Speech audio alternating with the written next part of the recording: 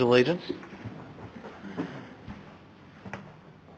I pledge allegiance to the flag of the United States of America and to the republic for which it stands, one nation, under God, indivisible, with liberty and justice for all.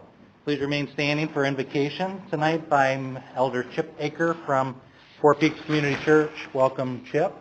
Thank you, Mr. Mayor. On behalf of our Elder Board and our congregation, thank you for the opportunity to offer the invocation tonight. If you will, please join me in prayer.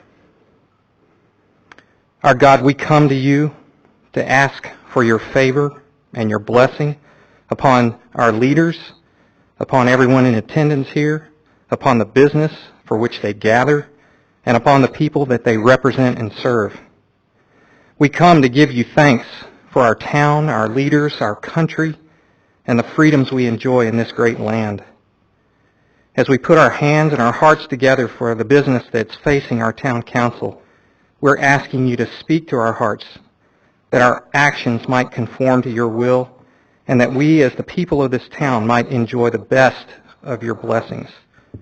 In these times of economic difficulty, we especially ask for grace and wisdom for our leaders as they grapple to meet the needs of our community with fewer resources. We bless them with creativity that they and others will recognize as born of your Spirit. And most of all, God, may your ways be glorified here as we behave toward one another with respect, and indeed, as we love one another just as you commanded. We pray this in the name of your Son, Jesus Christ. Amen. Amen. Thank you, Chip. Roll call, please. Mayor Schlum? Here. Councilmember Cantino? Here. Councilmember Dickey? Here. Vice Mayor Hansen? Here. Councilmember Ashambo? Here. Councilmember Brown? Here. Councilmember Leger? Here. All right, thank you. First item's up on the screen there, the upcoming community events, some highlights of, there are many other items going on around town. Try to highlight the larger items, the free items, and of course the items that the town is sponsoring or supporting directly. Of course, the Thursday afternoons like tonight, like this afternoon, Art in the Avenue and Farmers Market, downtown Fountain Hills. Tomorrow, they'd probably still take your money for the fundraiser to support the Midnight Madness program that the Sheriff's Office here in town supports. That's at Desert Canyon at 7:30 tomorrow morning. Also tomorrow, later in the morning, Savory Sonoran guided hike out at McDowell Mountain Regional Park, just to our north, on the border of Fountain Hills. And then the next day, Saturday, a couple of items. Preserve hike in our own McDowell Mountain Preserve, leaving from Eagle Ridge Drive, talking about geology of the mountain area. And then also about that same time, pitch, hit, and run competition for kids, boys and girls ages 7 to 14 years of age at Golden Eagle Park. So I encourage all the youth to come out for that. Tuesday, April 20th at 6:40 p.m. down at Chase Field in downtown Phoenix is official Fountain Hills night at the Arizona Diamondbacks. I think they're going to beat up on the Cardinals that night, if I recall. So look to the town website for more information there. They have got a great price for Fountain Hills residents. You put in a special code name, but go to the Fountain Hills town site for more information there. Then also the following weekend, the 24th, there's a cool full moon hike out at McDowell Mountain Regional Park at 6:30. So obviously it'll start a little after 6:30, but meet out there at 6:30 at McDowell Mountain Regional Park. And then the next weekend, the last weekend of the month, the Community Theater has their annual free play in the park at the Performance Pad in Fountain Park, and that'll be Friday, Saturday, and Sunday, all at 8 p.m. each one of those nights, April 30th, May 1st, and 2nd. And that same weekend, there's a Gem and Mineral Show here at the Community Center from 10 to 6. And then the high school has some continuing varsity athletics occurring. I highlighted one that I wanted to bring everybody's attention to, a softball breast cancer awareness game that the girls are putting on, the varsity girls softball team, and you can get there anywhere from 9 till 10:30 to donate $5 for breast cancer awareness. I think you get a pink softball. And then the game, I think, begins at 11 there at the Fountain Hills Middle School campus for the high school girls softball game. There's also tennis on Wednesday the 21st at 2 in the afternoon at Golden Eagle Park. And then baseball on the 24th for the boys versus Scottsdale Christian. It'll be a very good competition at Golden Eagle Park as well. That's Field 1 where the boys high school team plays on occasion. They also play at the middle school, but this game's at Golden Eagle Park. So look for more information on various websites around town. There's lots more to do, but those are some highlights. Is Mr. Heasley here? Not yet.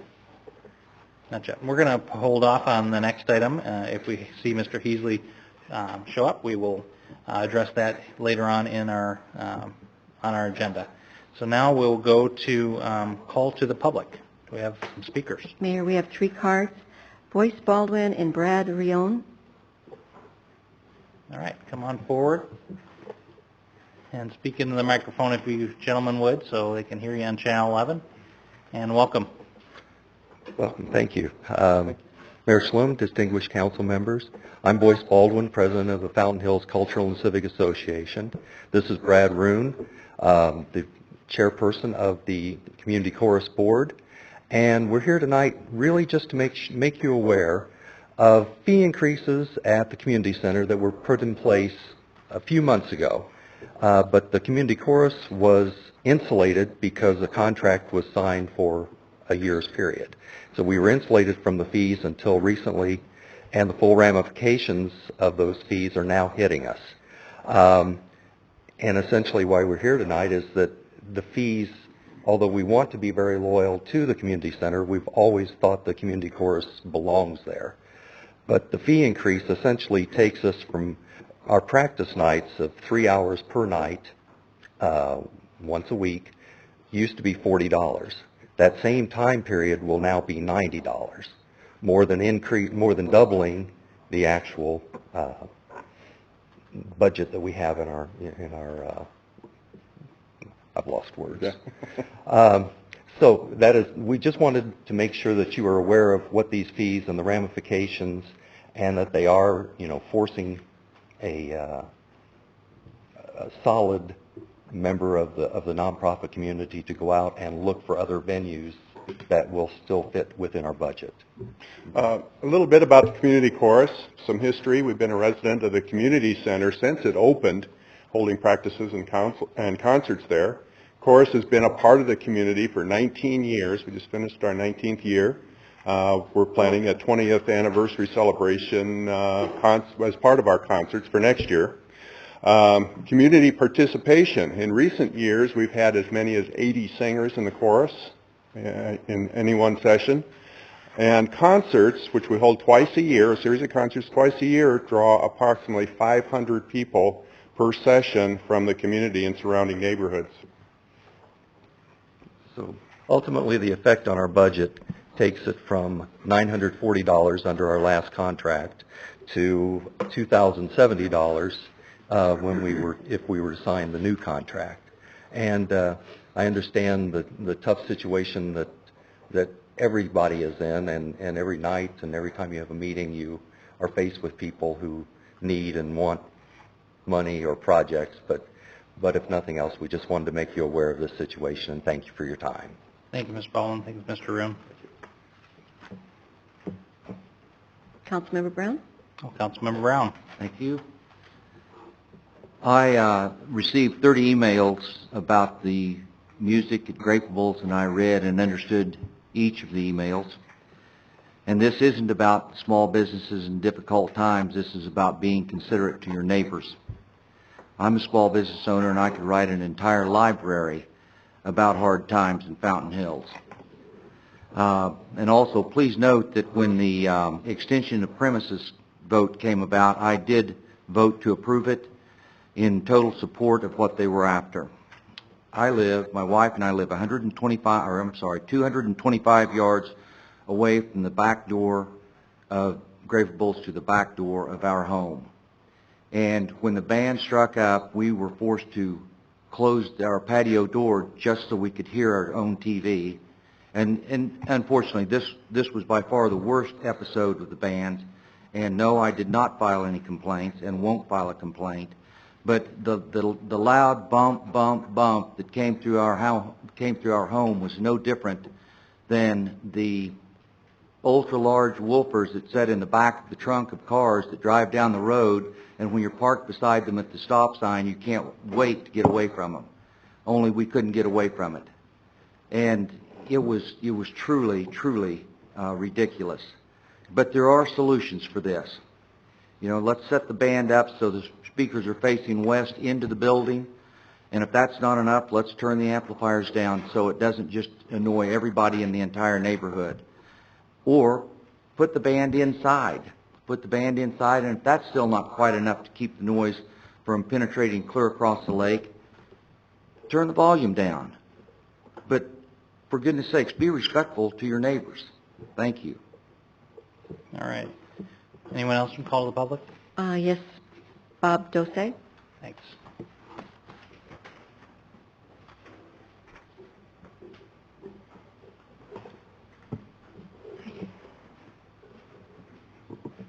Good evening, Mayor and councilmen and women.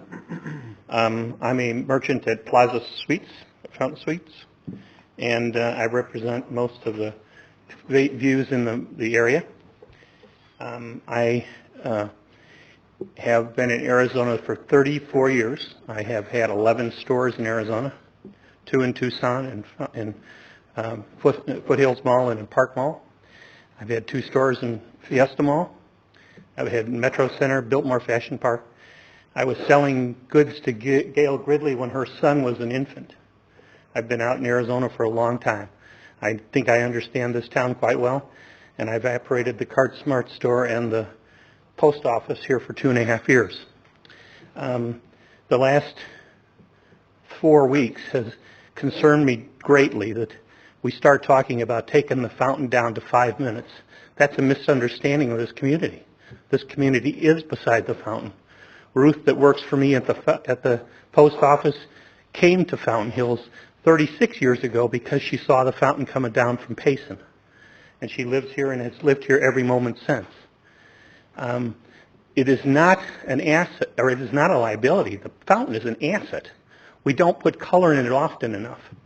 We don't use it for what we can use it for.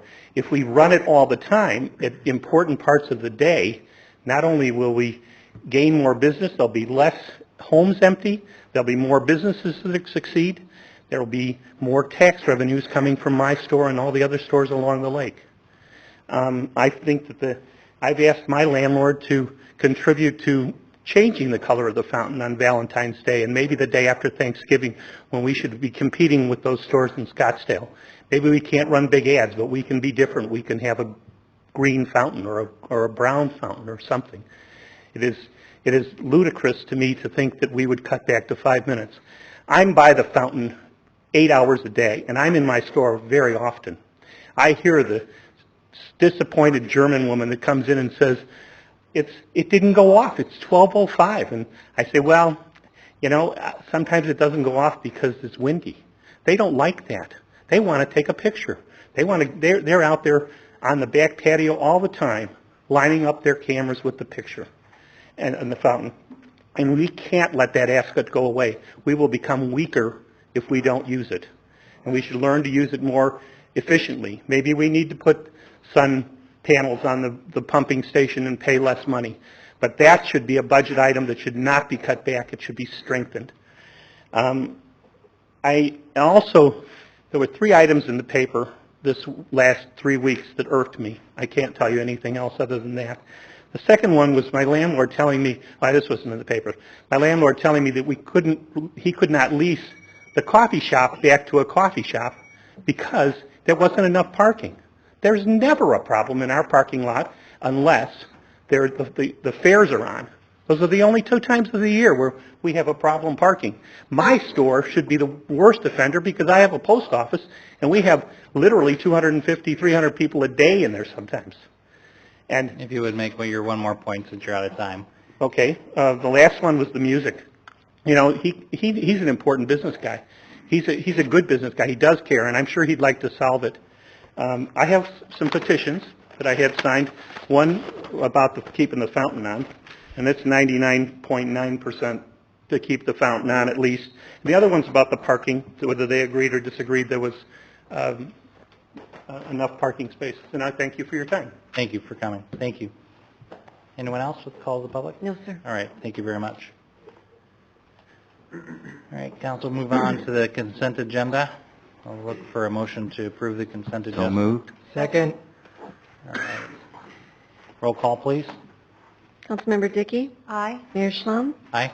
Vice Mayor Hanson? Aye. Councilmember Leger? Aye. Councilmember Cantino? Aye. Councilmember Brown? Aye. Councilmember Ashambo? Aye.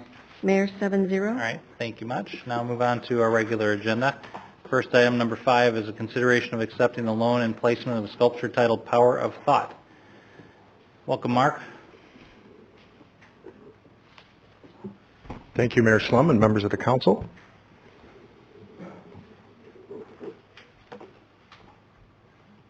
Bear with me a second.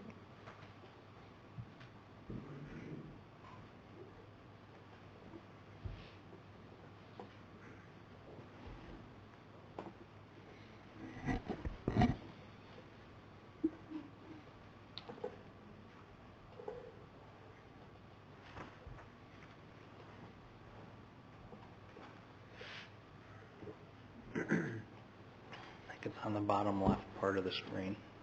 Isn't it to maximize it to a full screen? Mayor, That didn't can do I it. say something about the softball game?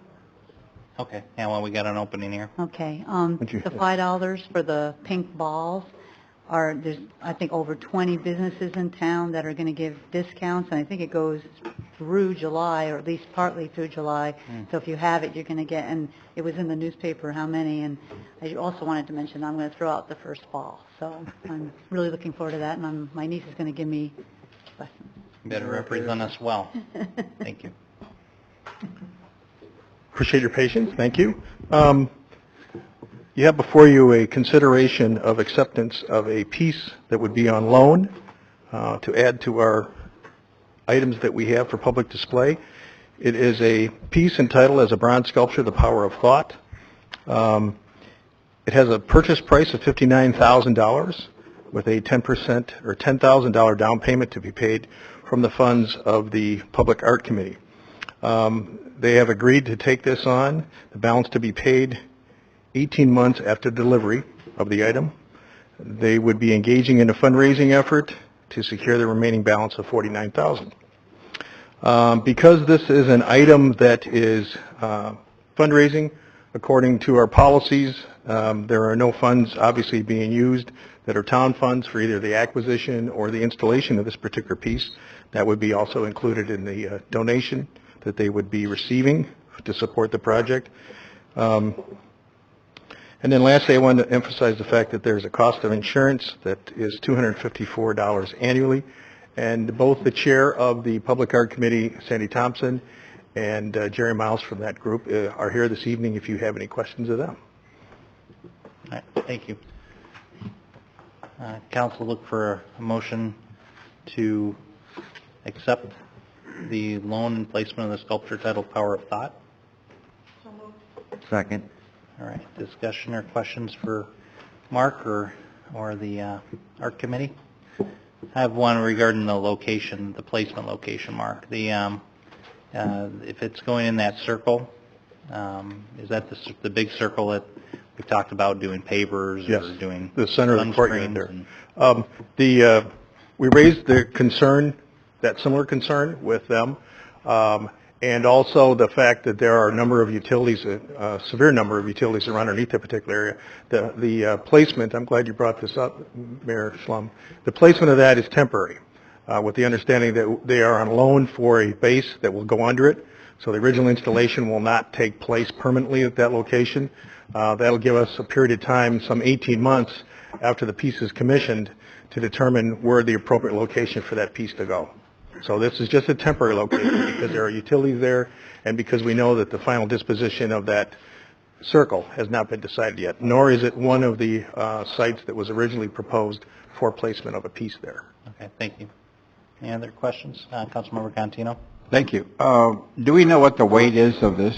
I'm only thinking as a law enforcement of how much it's going to take to carry this away if someone decides to do it. It's an ample piece. I believe it's 12 feet tall, so I don't know that. Okay, I'm just curious, since you're not going to anchor it permanently. That was part of the challenge, was to find a location that would really do it justice, and that was part of the reason for placing it there, because it is very large in size. Okay, I mean, they took a horse out, so, I mean, they can take out anything they want to if someone has a mind to. That's why I was curious. Thank you. You bet. All right, we have a motion and a second. All in favor indicate saying aye. Aye. Opposed? Mayor 7-0. All right, thank you much. Thank you, Mark. Next, item number 6, public hearing of the special use permit for Clearwire Communications to allow the installation of rooftop wireless communication antennas at 14835 East Shea Boulevard, located in C1 zoning district, case SU 2009-04. Good evening, Bob. Thank you, Mayor, members of the council. This is an application by Clearwire Communications for a special use permit to construct 2 wireless communication antenna arrays on top of an existing commercial building. The proposal requires a special use permit because it exceeds the allowed C1 zoning district height limit of 25 feet. And are we going to have both presentations for items number 6 and 7 in one presentation, Bob, or are we going to Yes. hear them separate? Yes, Okay. sorry. So councils will cover agenda items 6 and 7. Property is located at 14835 East Shea Boulevard, also known as Fry's Plaza. And the proposed antennas will be installed on the northwest and southwest corners of the roof. Locations are shown by the red X's. This is a blow-up of the area where the antennas will be installed. As you can see, the applicants have attempted to tuck them into the roof jogs to help make them a little less obvious. These are the proposed elevations of the building, showing how the antennas will look once the screens are placed around them. The screens will be made of fiberglass and will be textured and painted to match the building walls in order to further camouflage the arrays. The top of the antenna dish and the screen wall will be a maximum of 5 feet above the existing parapet and 4 feet above the C1 district's height limit for a total height of 29 feet. The 2 pictures on the left show the side views of the Chase Bank and the Payway Restaurant as they would look after the installations. The picture on the bottom right shows the wireless antennas inside and with their associated equipment inside the screen walls. And these are some color simulations that they created to show that this is the before and after how the Payway would look. And this next shot is it's a Chase Bank. This looks like it's an old picture. It's now the Chase Bank on the corner on the left side, showing before and after.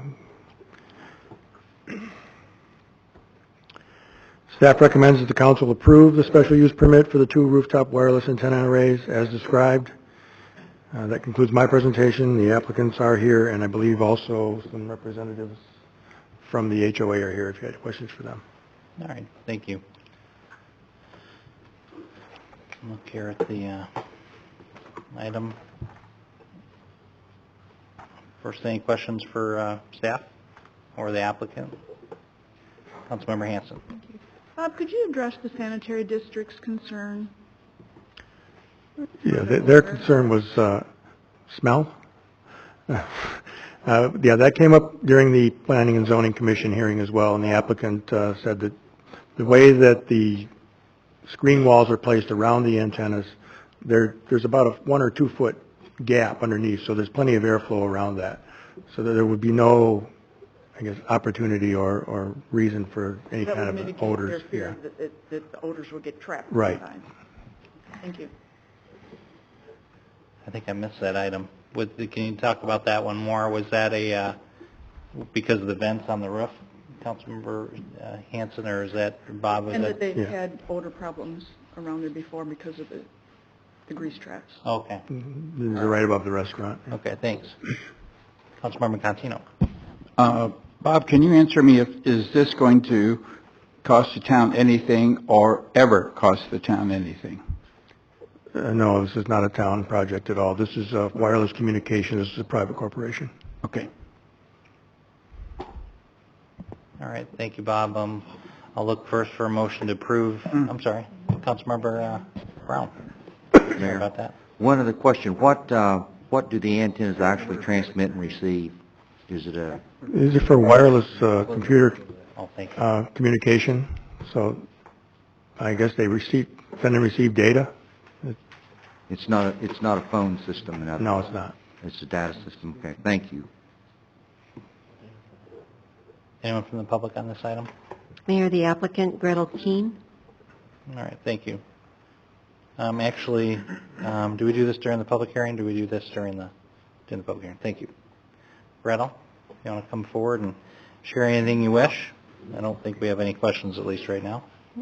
Hi, my name is Mayor. Good evening. My name is Gretel King. My address is 5713 North 10th Place. My name is Gretel King, and my address is 5713 North 10th Place, Phoenix, Arizona, 5014.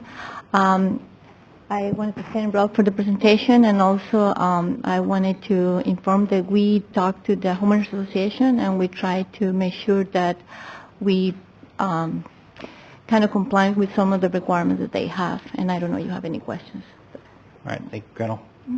Anyone else? No, Mayor. All right, we'll close the public hearing and move on to item 7, consideration of special use permit for Clearwire Communications, SU 2009-04. I'll look for a motion to approve special use permit SU 2010-04 for 2 roof-mounted wireless communication antenna arrays for Eagle Mountain Village Marketplace Shopping Center up to a maximum height of 29 feet and fully screened, as outlined in the staff report and presented this evening. Can I get a motion? So moved. Second. All right, Could I thank you. clarify that motion, Mayor? Yes. At one point, we were told it was 9, 2009-04, and this one says 2010-04. I just want that clarification before we move Bob, forward. you know the SU, is it 2009 or 2010? In our packet, it says 2009. It should be 2010. All right. Okay, so the motion's correct. Thank you. Good, thank you. Anyone on this item from the public, or would on the last one? Thank you very much. Any other questions or comments from council related to this item?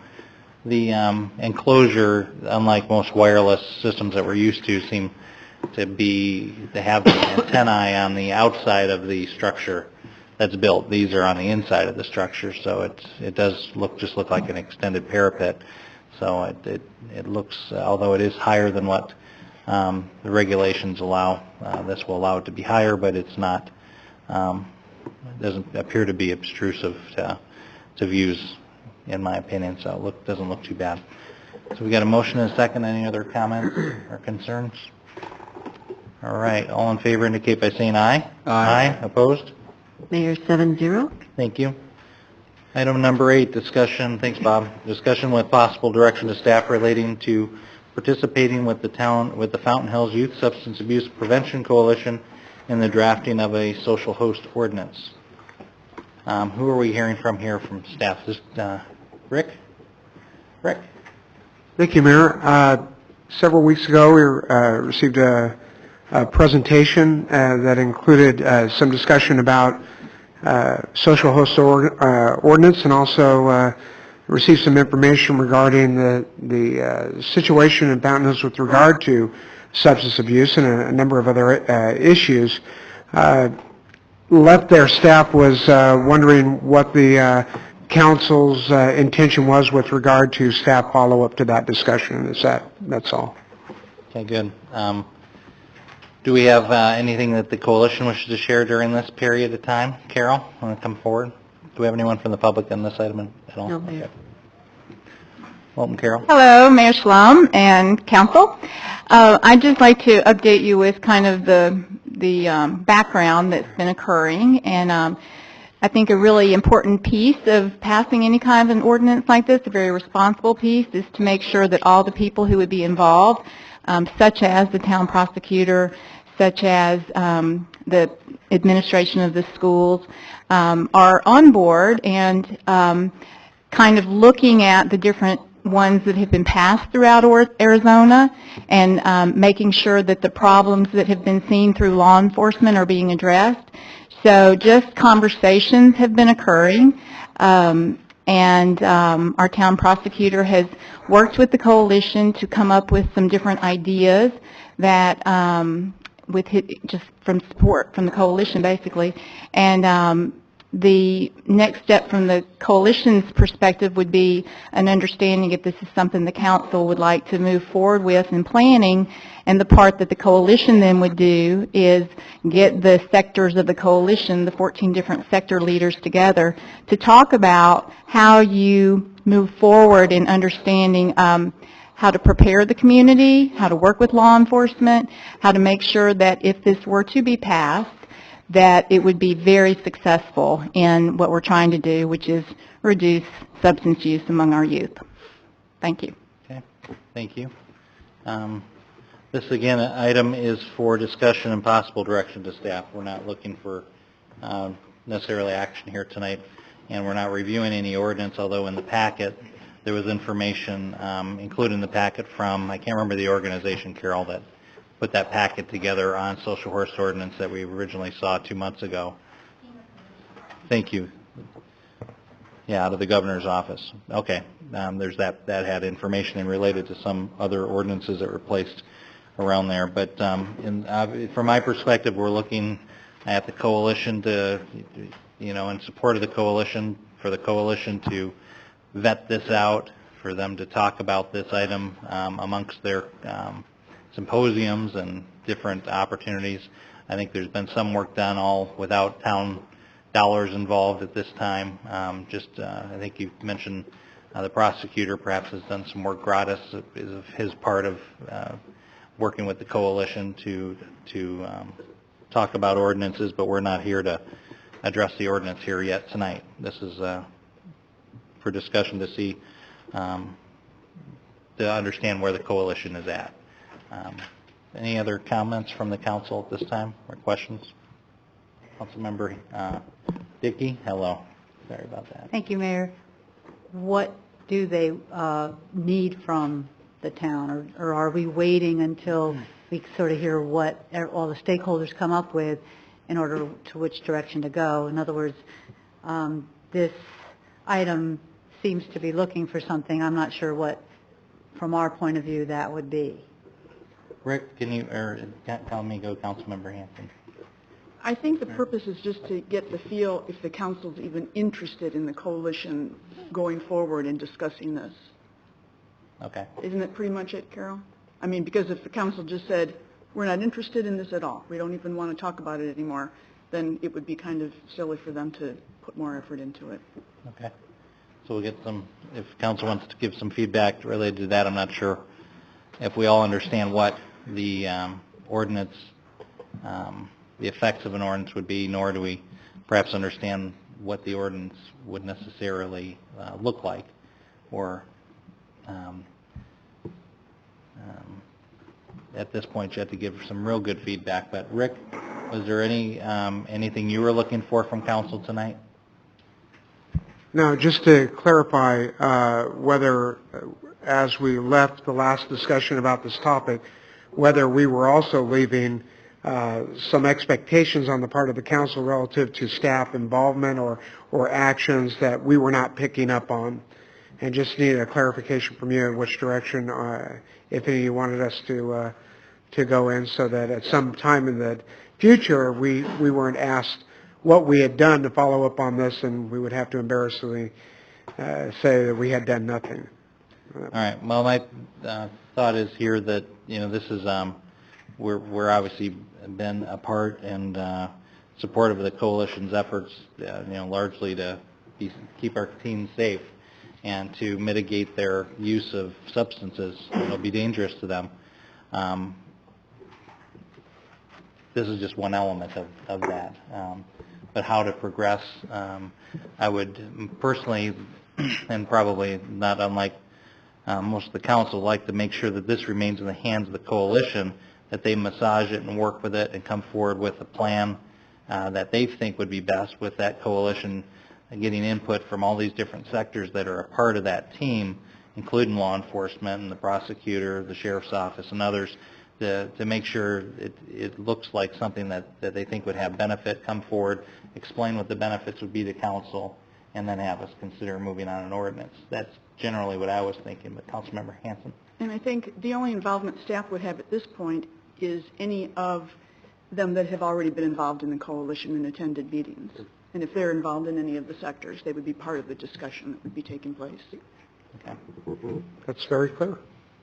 Councilmember Archambault. Thank you, Mayor. I wonder if the coalition staff, if it wouldn't be beneficial, seems to me, well, let me back up a little bit. Seems to me the last time, a couple of months ago or 6 weeks ago, when we had that discussion, I don't remember which police officer it was, but we had an officer in front of us who was telling us From Tucson. yes, thank you. They was telling us that their hands get tired because they go to the house, nobody admits to anything, and there's not a whole lot they can do. And I was wondering if our efforts wouldn't be better put to trying to get the state legislature to maybe amend some of the laws that they already have on the books that might help assist the police officers in something close to this social host ordinance, or maybe, and then when you get down to the city level, maybe we can address it on a personal level, on a little bit less intense than what we talked about in the past. I'm just thinking that maybe there needs to be a broader effort done here, and that maybe we should talk to or bring the legislators that we have for our district in and see if there isn't something that can be done to tweak some of the laws that are on the books that I thought I heard this police officer talking about. And then after that's done, bring it back to the council, and then maybe massage it a little bit better, just a little bit. Okay, good. Councilmember Hanson. I think one of the difficulties with that is when you have a state statute, it's one size fits all. And I think in the presentation, it said the benefit of the social host ordinance locally is that it can be modified just for your community. So it's much more personalized than if we were looking at the broader statute that becomes more challenging. Councilmember Leger. What would be really helpful for me is to know more about what the coalition's involved in. And what I mean by that is going over the notes from our last meeting, it talked about the fact that the group was going to get together at the Learning Center, which I thought was excellent, and get a group of people together to talk about this issue. I'd like to know more about what came from that and what our citizens are thinking about that. In our previous meeting, we also talked about a community-wide meeting at the community center. Did it occur? How many people attended? What was the input from that? I'd be very interested in knowing that. Also, in reading the notes, it talks about an 18-month action plan. It'd be really helpful for me to know about this 18-month action plan and where the social host ordinance fits into the context of all of that. With that being said, I'm certainly in favor of the work you do, and I certainly do not condone underage drinking, but I would need a little more information before I could commit to the question that's being asked tonight. From my point of view, it's a bit premature. And frankly, in the last presentation that Carol made, which was excellent, I was under the impression that there was a lot more work that was going to be done before this was put in front of council or the question was asked. And I appreciated the fact, at least my takeaway from the last meeting, was that the coalition was taking a very measured approach, which I think is extremely important. I'd also like to know, because I'm not an expert in the area, what are all the other types of things that can be done, are being done, in a part of that plan. I think laws are interesting. I think ordinances are interesting. We have some laws now that are pretty serious for underage drinking and for contributing to the delinquency of a minor.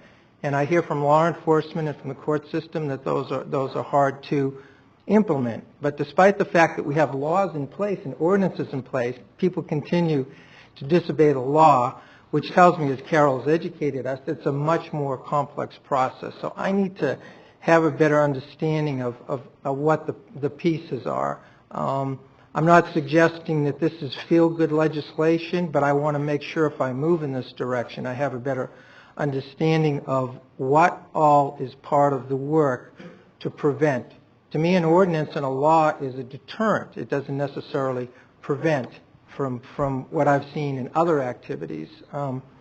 So that's kind of my point of view. I'm certainly an advocate of the work. I think I feel it's premature to be asked the question and to have to respond to the question. So thank you, Mayor.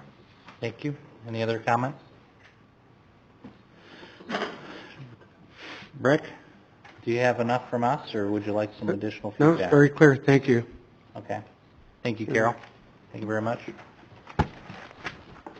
Item number 9, consideration of authorizing the town manager to enter into a services agreement between Southwest Slurry Seal, Inc. and the town of Fountain Hills to piggyback on the Tempe contract for street maintenance not to exceed $436,000. Welcome, Tom. Thank you, Mayor. I'll see if I can do this.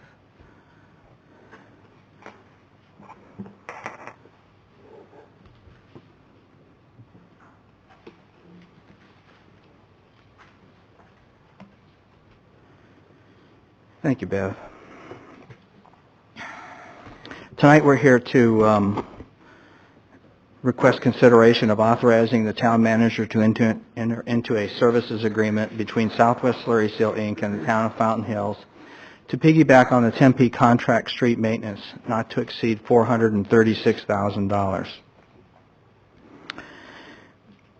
I first want to start by saying thanks personally to Ken Kurth. He worked very diligently on this project with me, and I know he's not here tonight, but I want to publicly thank him. He did a lot of field work for us in gathering this information.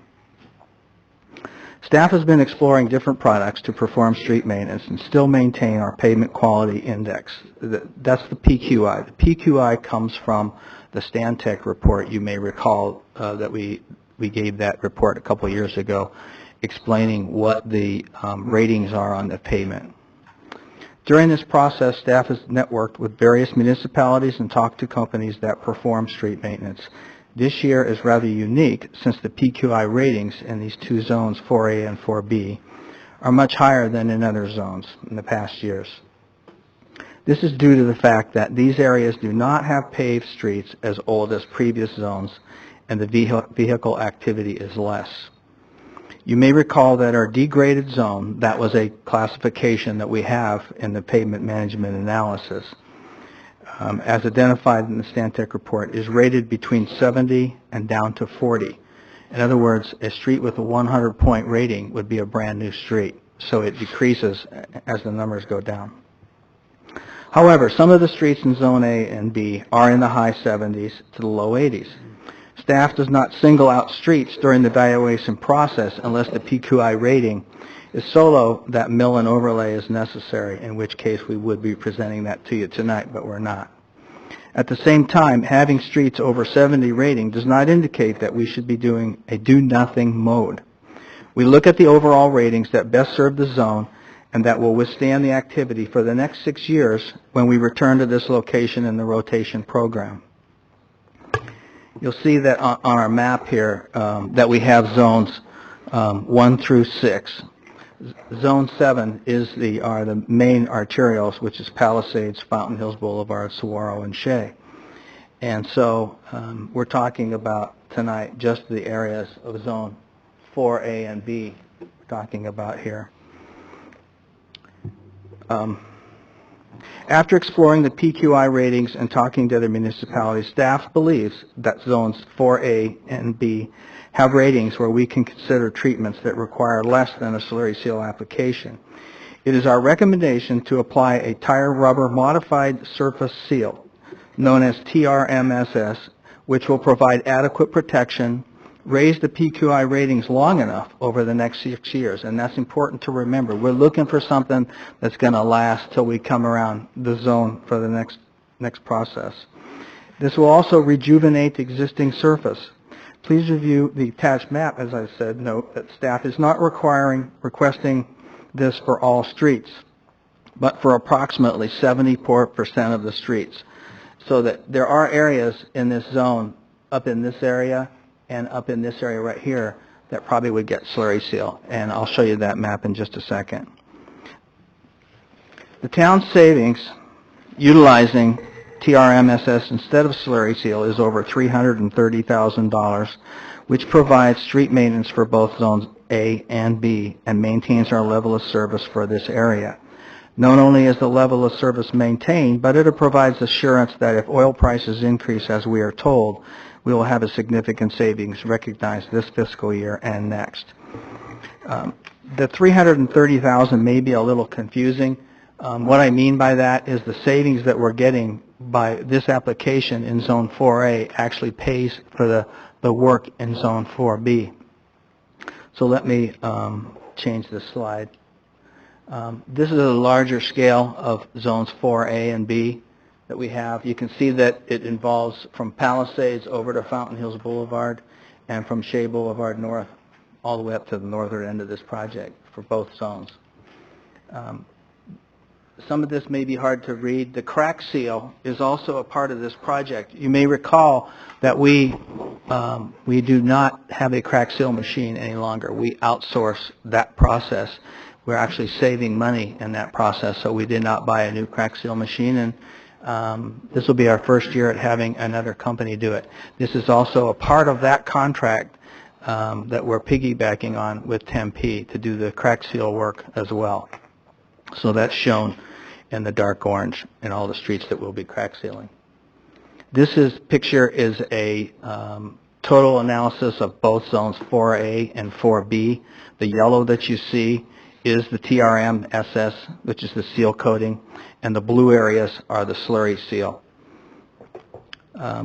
Just to digress a second, Palomino Boulevard, you can see in 4A, we felt was, because it's such a main road and has more traffic, we decided that that road should have the slurry seal on it.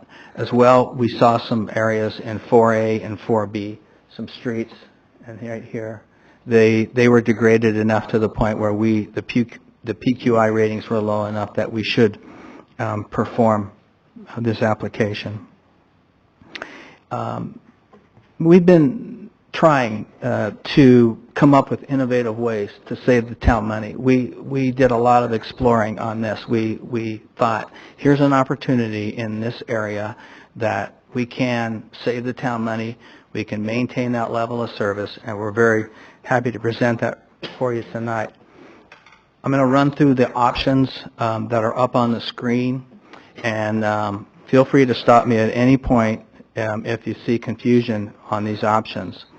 As I showed you in Zone 4A, Option A is strictly Zone 4A, and 4A would involve the crack seal work that's necessary, the application of the TRM-SS, and the slurry seal. We're showing you that number, that's just 4A. 4A, I have 4A only. Option B, crack seal and slurry. In other words, in Zone 4A, if you were to just do the crack seal and the slurry work and not use the TRM-SS as an application, you would have an expenditure of $347,510. In other words, that would be eliminating the TRM-SS out of that program.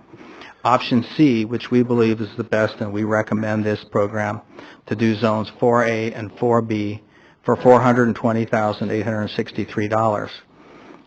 This would be applying the crack seal to both zones, the TRM-SS and the slurry seal, where the numbers are lower.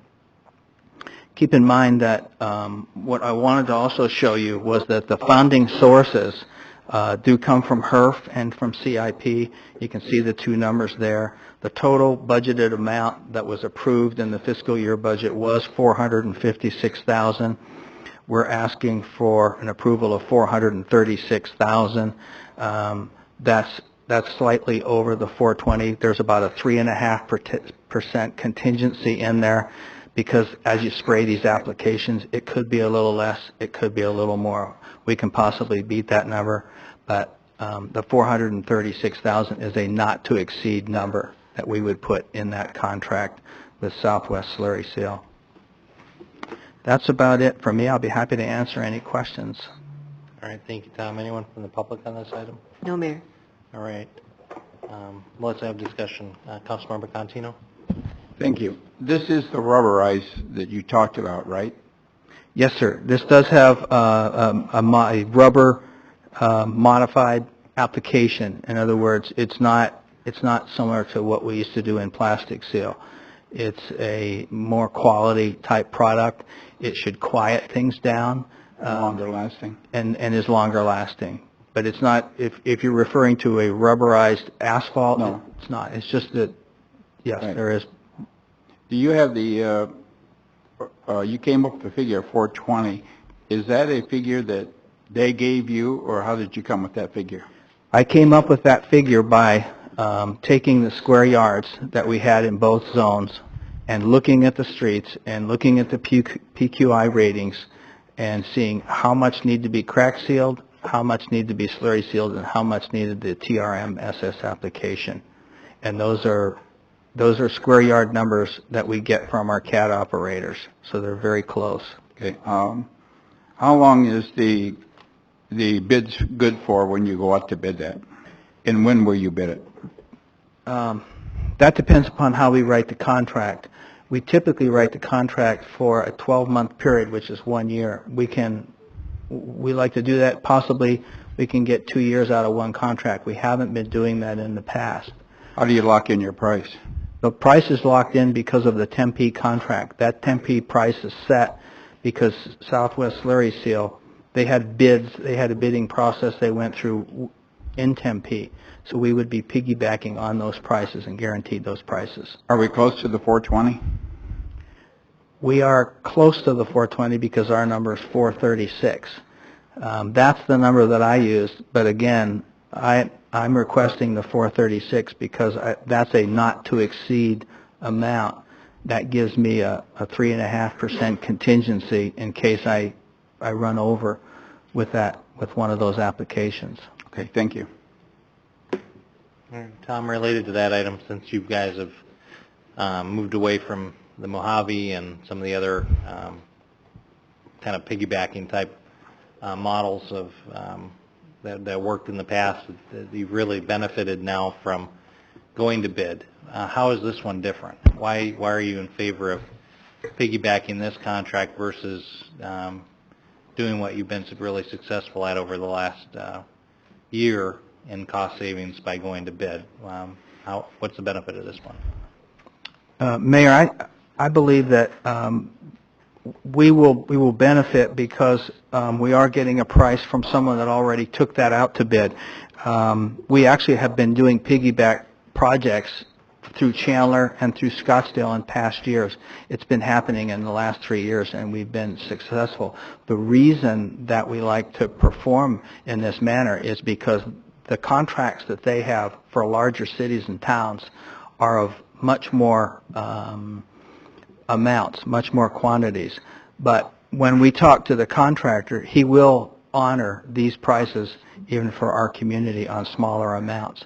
So obviously they're doing more work. That's the benefit to us. But yes, we have seen lower prices on the asphalt work, and as you can tell with the alley paving as well as Shea Boulevard widening. So generally you're confident that this contract that's been acquired already or put together or bid out by a larger community is going to be lower than what we would see here if we were to do the same type of exercise? I definitely think so. And one of the questions that you asked me in your email, I did some checking with the oil companies, and they said you have a very good price. If you wait much longer, we're seeing prices go up for this type of application. All right. And you mentioned this has been budgeted for 456 in this year's HERF and CIP budgets? Yes, sir. It was budgeted at 456. If I could, Mayor, I also did some checking, and I wanted to let you know that the City of Mesa is following this application, the Town of Gilbert, the City of Chandler, Bullhead City, Scottsdale, and Maricopa County. And when I spoke with those people, they said, we've got to stretch our dollars somehow. We're not looking at slurry seal as much as we used to. This has been a very popular product for those municipalities that I listed, so we did want to follow up on that and make sure that that was happening. And my last question for now is, why do we have 3 options before us? Is it just in case the council doesn't wish to invest this much into those roads at this time? Mayor, I typically do this to give you options, and I did this last year. I believe that I shouldn't be the one that's in doing just say, let's do this. I want to give you options so you have the ability to make decisions. I know we are on some tough economic times, and so, and Zone 4A was the zone that we had previously talked about. We had those numbers set for that zone, and so I felt it was appropriate to give you some options. And again, this one covers from the corner of Palisades and Fountain Hills Boulevard and follows all the way around Palisades, and then the area between Palisades all the way to Fountain Hills Boulevard, and then all the way to Shea. So that's a large area it's covering. Obviously a less dense area than some parts of our community, but it's a large physical area. It is. It is. When you combine the two, it's a very large area. What would be the detriment to delaying one of the sections? Would we have, what are the challenges if we look to only do 4A at this time? I believe that that you will pay more next year. I think that you're covering yourself for 2 years. Even though you had this in this was originally planned on our rotation plan to do all at one zone. Last year when we set the budget, we thought that we should not have dollar amounts that were as high as before. Many years they were $900,000 to $1.1 million. We reduced those numbers. Again, I think that those streets wait in 4B? The numbers show that they can, but we think it's a good cost savings for the future. So are you saying the original amount that was budgeted was for just 4A? Yes, sir, it was. Okay, so that's where you're talking about the BOGO. So I'm sorry, Mayor. Buy one, get one. Oh, right. Lost me there, Mayor. I thought you had that. So that's where you're talking about adding 4B at the same or less than the cost that was budgeted for 4A. Okay. That's true, and if we actually have been out, planning for the next budget year, and in Zone 5, we're actually seeing the same thing. We're going to see some cost savings in the same way up in Zone 5, which is portions of Sunridge Canyon and North Heights. So the streets 12, 14 years old, not 30 and 40 years old, like some of the ones in the Northeast area. We believe this is a very good bargain. These zones, when were they last done? Rough. Probably 6 to 7 years ago, I would guess. Okay. All right, any other questions from Councilmember Dickey? Just a motion, please. Move to approve the service agreement between Southwest Slurry Seal Inc. and the Town of Fountain Hills not to exceed $436,000. Second. All right, motion and a second. Any other questions or discussion on the item? All right, Andrew, anything on that? Just wanted to clarify that means that we're going forward with all of the options presented as recommended by staff. Oh, thanks. So this would include option C, is that your motion? Which included BOGO. A and B, the BOGO? Right. The BOGO. All right, good. Is that your second? Whoever seconded that was for... We'd appreciate that. Mike, you seconded that based on option C, is that correct? Yeah. Good. All right, all in favor indicate by saying aye. Aye. Opposed? Mayor 7-0. Thank you very much. Thank you very much. Thanks, Tom. Item number 10, update by Economic Development Administrator Lori Gary on activities and projects. Welcome, Lori. Thank you.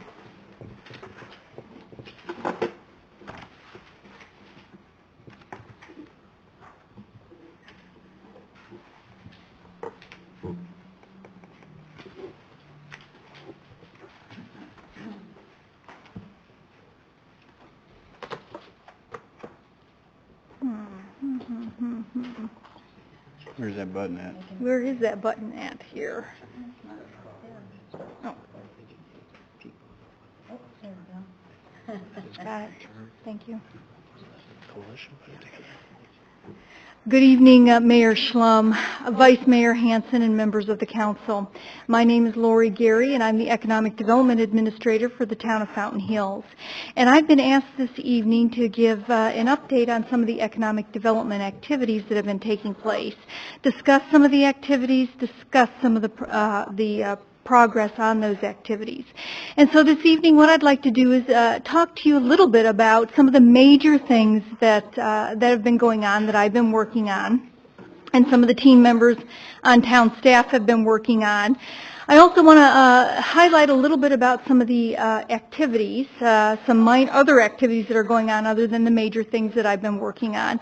And also I want to discuss a little bit about the questions when citizens ask, how can I help? I'd like to be able to answer those questions tonight. Some of the major activities that I'm going to be discussing tonight is the retail market analysis. I'm going to talk a little bit about the purpose of each of those major items, the finding of those major items, just for background purposes because they've been going on for a while and it's a little memory refresher for all of us, and then talk a little bit about the work to date that has been done on those projects. First of all, I'd like to talk about the retail market analysis. And the purpose of this was to identify the types of businesses with retail demand. This is we wanted to identify the types of businesses that would be successful in the town of Fountain Hills that we have the retail demand for. And also the purpose of the study was to enhance the quality of life for our citizens. So for example, if we bring in some needed businesses, the businesses that our citizens demand and that we know that we have a market for, we would enhance the quality of life for our citizens. In general, if you all remember, we had a larger presentation on this particular analysis in last fall, but I just again want to highlight some of the findings. In general, what we found on this is that we have a larger retail trade area than our municipal limits. In other words, we have people shopping in our community that are not necessarily living in our community. We also found that we had a high level of disposable income, not just that we had high incomes, but high levels of disposable income, and that's very important when you're talking to retailers. The third thing that we found in terms of major findings is we have extreme retail leakage. And what does that mean? That means we have a lot of products and services that our citizens are going outside of our town limits for. And what does that all mean to us? That means there's opportunities to attract targeted businesses. Those are opportunities to attract targeted businesses, specifically some of those businesses that we have a demand for in our community, but we don't yet have market saturation. Some of the 5 major targets that the study found is that we have major retail leakage in apparel, building, lawn, and garden products, entertainment and sporting goods, furniture and floor coverings, and restaurants and taverns. The work to date that has been done based on this study is that we, based on the study, knowing what we have extreme retail leakage on, knowing that we have demand for these products, and knowing that we do not yet have market saturation, I've been out contacting various retailers in those categories, talking to them about a Fountain Hills location. I've also talked to the leasing agents. We have a variety of shopping centers in town, and as you all know and our citizens know, we do have some empty storefronts. And so I've been contacting the leasing agents for those that represent those shopping centers and those storefronts to find out a little bit about the square footage available, what are the leasing rates that they're asking for, and what is the process if we were to talk to a retailer who was interested in going in that particular location. The other thing that I've been working on is contacting developers. I think that there's some development opportunities within our town, and as the market retail analysis shows, there are development opportunities.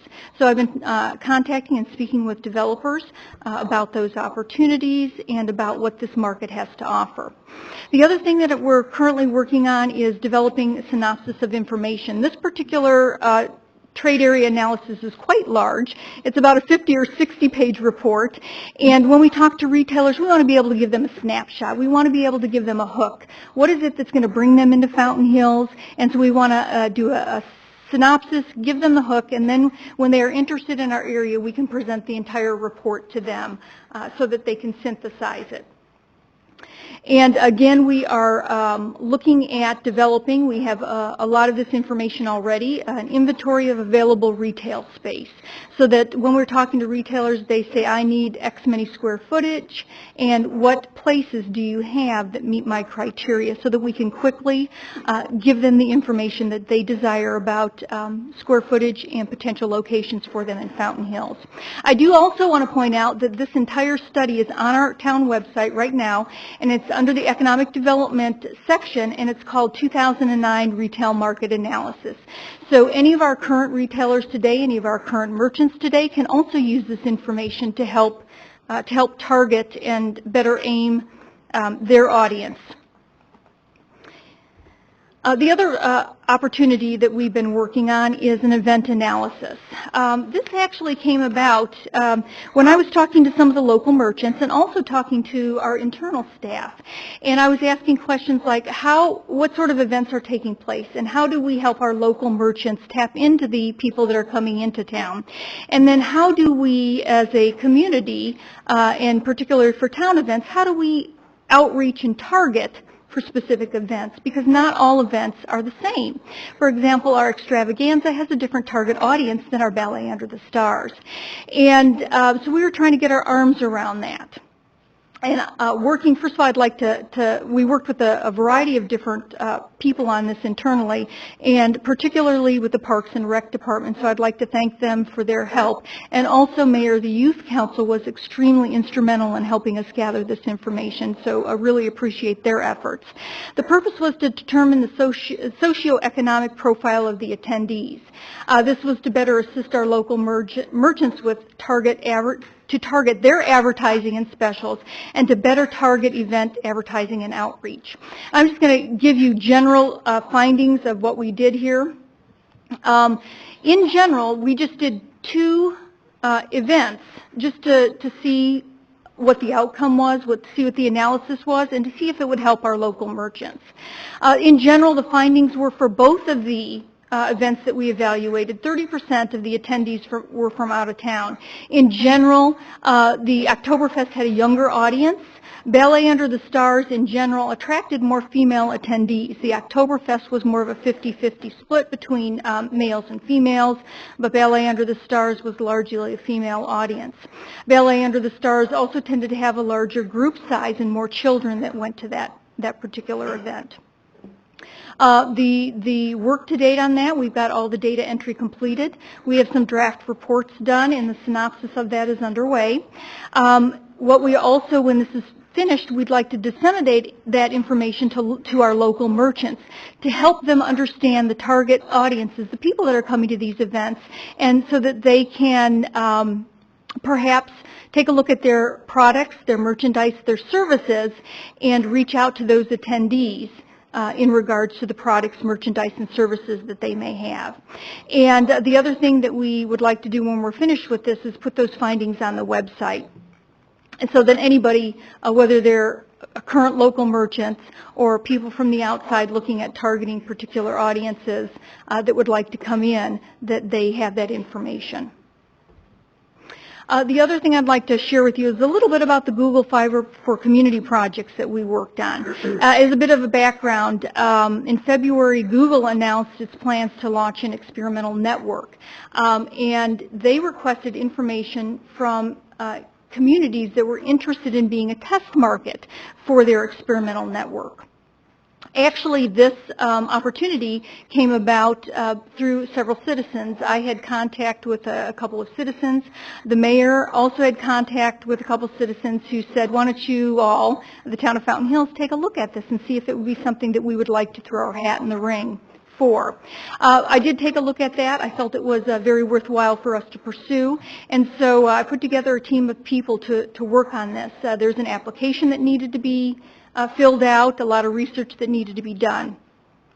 In addition, after I read the RFI, the request for information, I thought that there might be some partnering opportunities for Scottsdale for a joint application based on the criteria. So I outreached and spoke with the City of Scottsdale, asked them if they'd like to do a joint application with us, which they did. And so we also, in addition to working with our own local team, worked with the City of Scottsdale team to put together that application jointly. As you all know, we launched a web-based survey for resident input on this.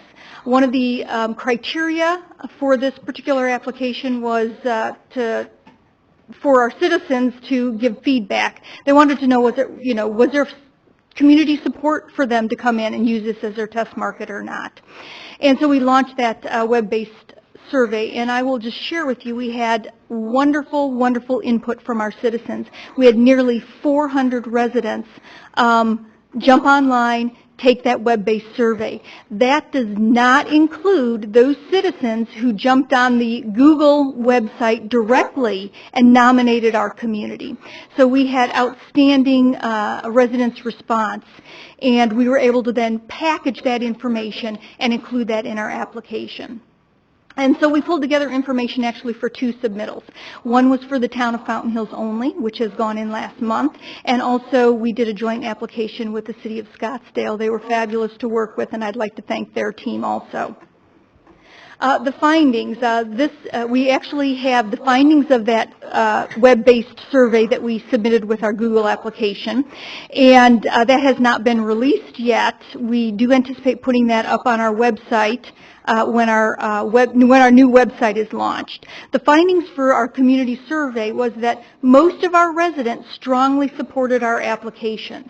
About 81% said we strongly support this application that the town of Fountain Hills is doing, versus 6.1% who said we strongly oppose that.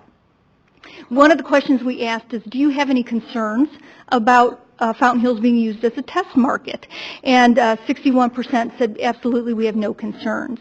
The concerns that were mentioned were construction and would there be any interruption in our current fiber network, or excuse me, our current internet network. The other thing that we asked them is, what do you think the greatest or the anticipated benefit of this project would be for our community? And there were a variety of different answers, and I just highlighted the top 4 most answers. First of all was the fact our citizens said, we believe this would be fabulous for Fountain Hills because we'd have faster internet speeds. They also felt that we'd have better improved internet services for our existing business base. Thirdly, they said, this would be making Fountain Hills one of the first communities to take advantage of next generation applications, so we would be on the cutting edge. And fourthly, they felt the greatest anticipated benefit would be the attraction of new businesses and job creation. And I'd like to just hone in on this particular one for a moment, because I was a little bit surprised by that, because I don't believe that we have had a strong voice yet from our community that said, we absolutely, attracting new businesses and creating new jobs is important to us. So there was, I believe, 68%, and I'll have to look at the survey, that said that would be one of the greatest benefits we could have by being a test market for this Google Fiber. And so I pulled out some of those comments, and I'd just like to share those with you. And so I pulled out 3 comments, and the final report has verbatim comments on all the comments. But first of all, they said, we need to attract businesses that bring young professionals to our town. So one of the greatest benefits would be to attract businesses that bring young professionals to town. Another benefit that was mentioned is our town is in need of growth and more businesses. We have lots of well-educated residents who want and need jobs. And the third verbatim comment, again, there were lots of them, I just pulled out 3 of them, that they said the greatest benefit would be, perhaps the most important benefit, would be the overall business boost by further enabling existing businesses as well as attracting much sought after new businesses into this beautiful community. And on that item, Laura, when will we hear back, or when are they expecting to make a decision? Google is expected to make an announcement sometime this year. So sometime in 2010. They did not give us a month or a date or a quarter even. The other thing they said that they were going to do is that they would release a list of all the communities who have applied to be their test market. And there were over 1,100 communities who put in an application to be considered for a test market.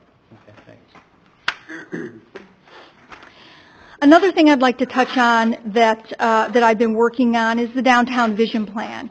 And as you all know, this was a citizen-driven plan that we worked on for 6, 7, 8 months. Got a lot of citizen input for the Downtown Vision Plan.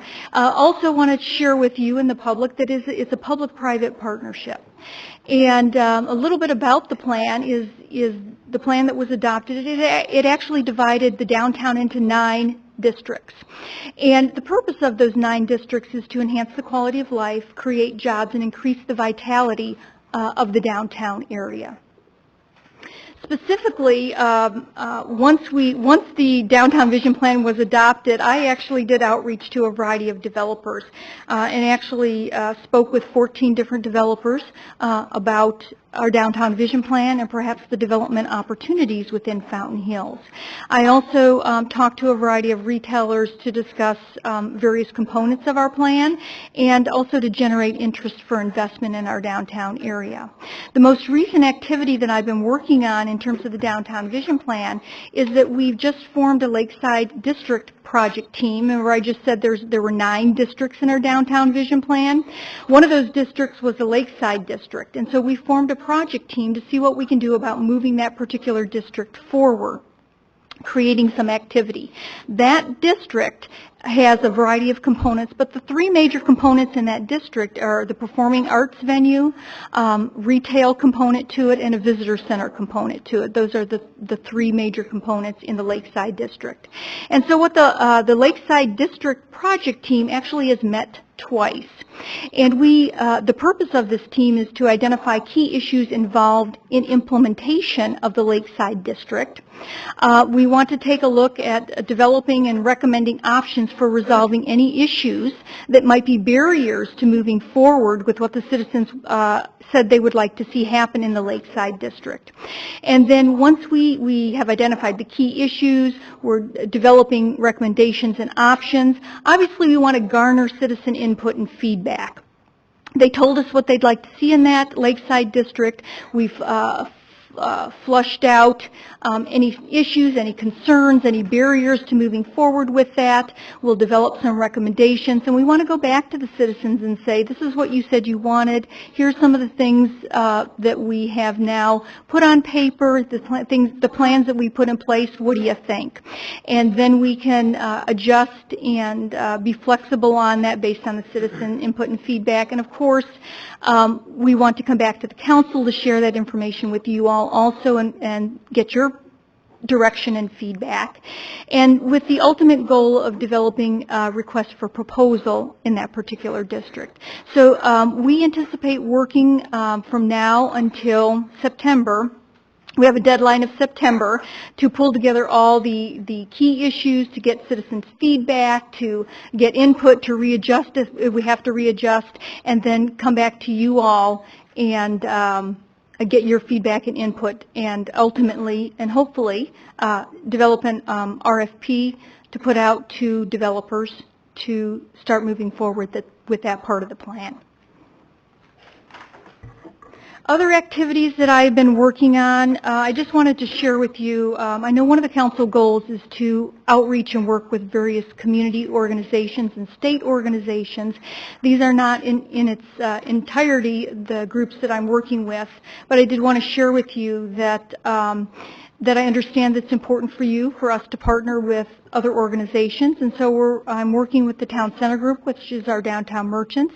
I continue to work with the BVAC Group, the Business Vitality Advisory Council. Visitors Bureau, I've been working with them since day one. I believe we have partnered on some good things with them. Also, I am intimately involved with AAED, which is the State Association for Economic Development, and GPEC, the Greater Phoenix Economic Council. Also, I've been working closely with our neighboring communities, their economic development people, not just Scottsdale, Mesa, and Tempe, but also Fort McDowell, and I know that's important to you all also. I do want to mention something about our labor market trade area. One of the key pieces of information that we needed to pull together when we start talking with businesses, and I'm talking non-retail businesses, is to share with them that we really do have a labor market. And so what I have done, the high-level analysis that I have done, is I looked up the average commute time in Maricopa County. And I was going to give you a quiz tonight and ask you, do you all know what the average commute time in Maricopa County is? Yeah, and Rick raises his hand. It is approximately 26.7 minutes. It's a one-way commute. And so I found a couple different sources of data, but in general, it's approximately 30 minutes. And so what I did then is I said, what is the 30-minute drive time to Fountain Hills? And so I assembled a trade area analysis for that and found that within a 30-minute commute time of Fountain Hills, we have approximately 124,000 people in the workforce. Again, one-way commute, 30-minute drive time. Using a drive time analysis program, I was able to find out that we had approximately 124,000 available workers in a 30-minute commute time. So I've taken that information and I have included that in our prospect packages for people that are looking for business locations and are in need of workers. Also, we're putting together what I call data-rich informational pieces to targeted businesses. I mentioned the website update. The Town of Fountain Hills is launching a new website. Our IT division has been working diligently on that. And a lot of this information I have not yet put up on our website. I've been asked to hold off until we're going to launch the new website in the next couple of weeks. And so all this information that I'm pulling together will be up on our website. And the other thing that I wanted to mention is the Savory Spots dining guide that we put together.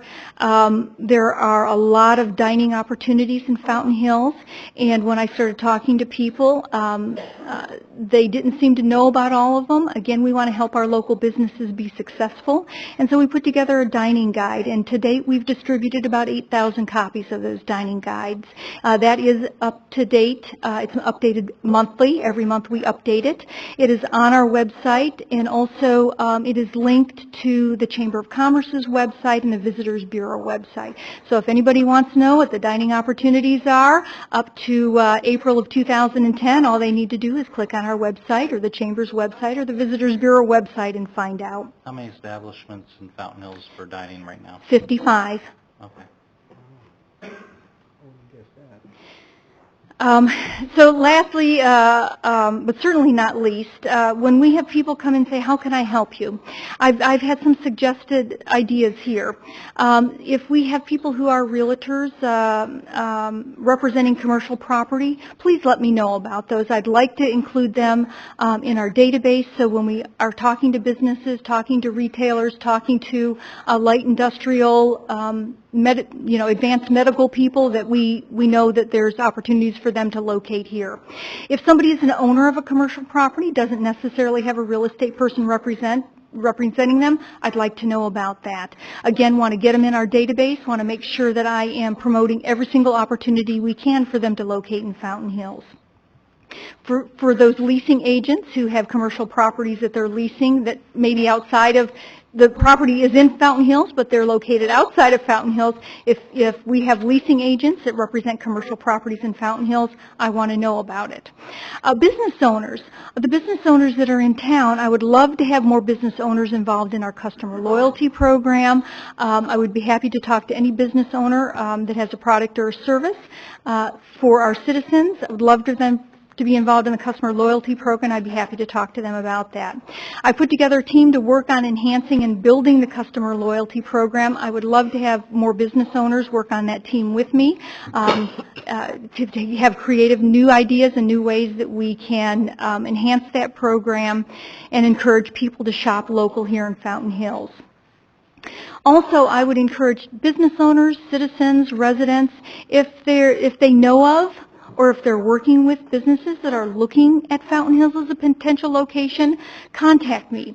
I realize sometimes this information is proprietary information. Even if I don't get to meet the potential business that's looking at Fountain Hills. I would love to be able to help our citizens or anybody working with businesses to provide them with information to help them market our community very strongly. If I have information and data that we've collected that would help them convince a business to locate in Fountain Hills, I would be happy to share it with them. And then I would ask our citizens and residents to participate in feedback. Again, we had wonderful participation in the Google Fiber survey. We're going to be outreaching again for the Downtown Vision Plan for the Lakeside District.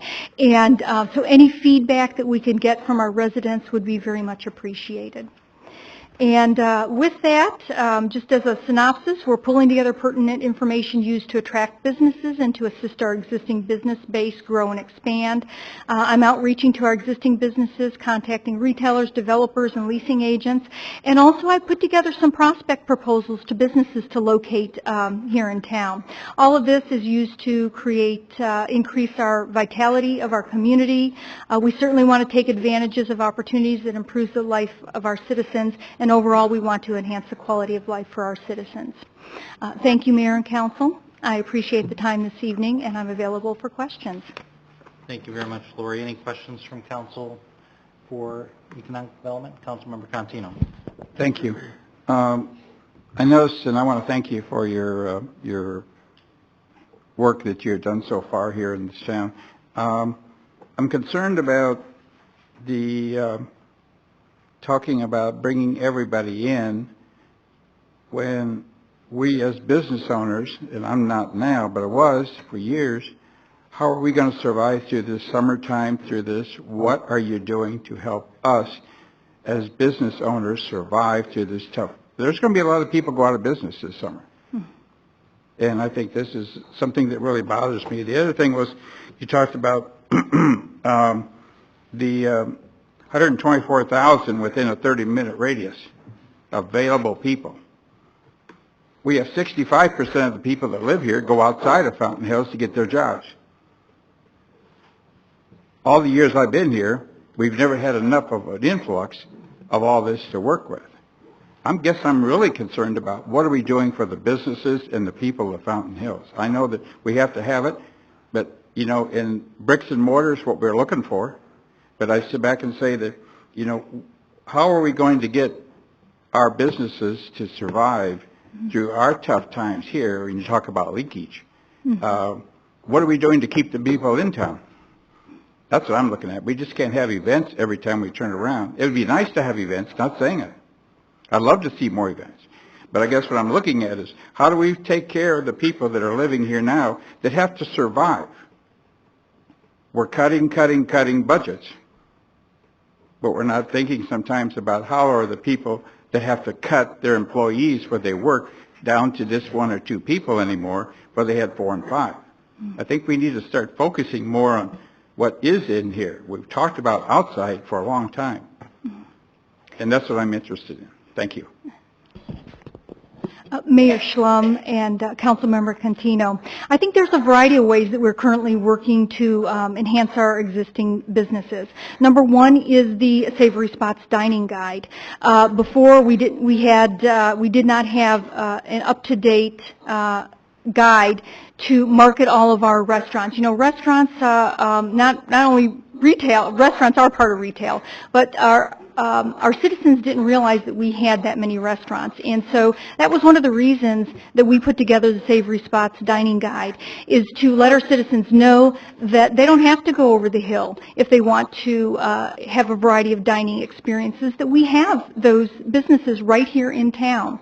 And so we put that dining guide together. We've actually, distributed over 8,000 copies of that. I have actually gotten thank you notes from our citizens that saying, wow, this is a wonderful service that you provided to us, because we didn't know that there was that many, there were that many restaurants here.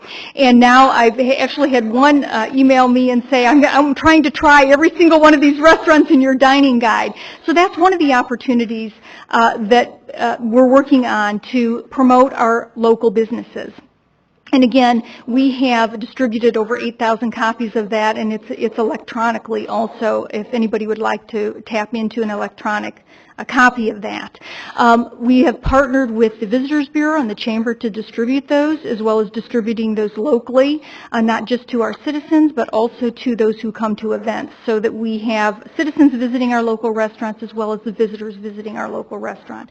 The other program that we put together to help our existing business space is the customer loyalty program, and that's what I was talking about. How can I help? If we have business owners out there who'd like to participate in the customer loyalty program, I'm happy to meet with them, share with them what those opportunities are and how they can help market their business and help increase their businesses. So those are a couple of the items that we're working on right now to help our existing business base. Councilmember Quintino, regarding your concerns, obviously we all want our businesses to succeed, and it hurts to see them struggle so much, largely due to the economy. But let's face it, businesses struggle in Fountain Hills often in the summertime because we have a large winter population that goes away. So doing some of the things that's been worked on to drive more of a daytime population is important, and also to ensure that we have more of a year-round population and a summer population would be helpful as well. But in particular, is there anything that you have in mind or you've thought of that you would say would help our existing businesses that could be undertaken or considered? I guess I really don't have anything right now at this point. My point would be that I would like to see Lori go out and actually contact the businesses and see what their needs are. In the year she's been here, no one's ever come in my business, my wife's business. And I see a lot of people around that area, when they talk to them, is the development director come in. No, we haven't. I guess I'm looking for help for something to get some of these things going for summertime. I need some thoughts, some ideas. I guess that's what we have at the Downtown Economic Development person. Yeah, and then we got the town center group obviously works in a collaborative effort, people particularly in the town center that come together and work on cooperative advertising, cooperative events, work together to kind of make more things happen or leverage the limited resources available for individual businesses to do things that would benefit the whole. So there's certainly opportunities for businesses to, as Lori had suggested, to be a part of different cooperative efforts. But what specifically would the town do to help businesses? That we want those ideas to come forward if there are any. I can think of some that are currently in place.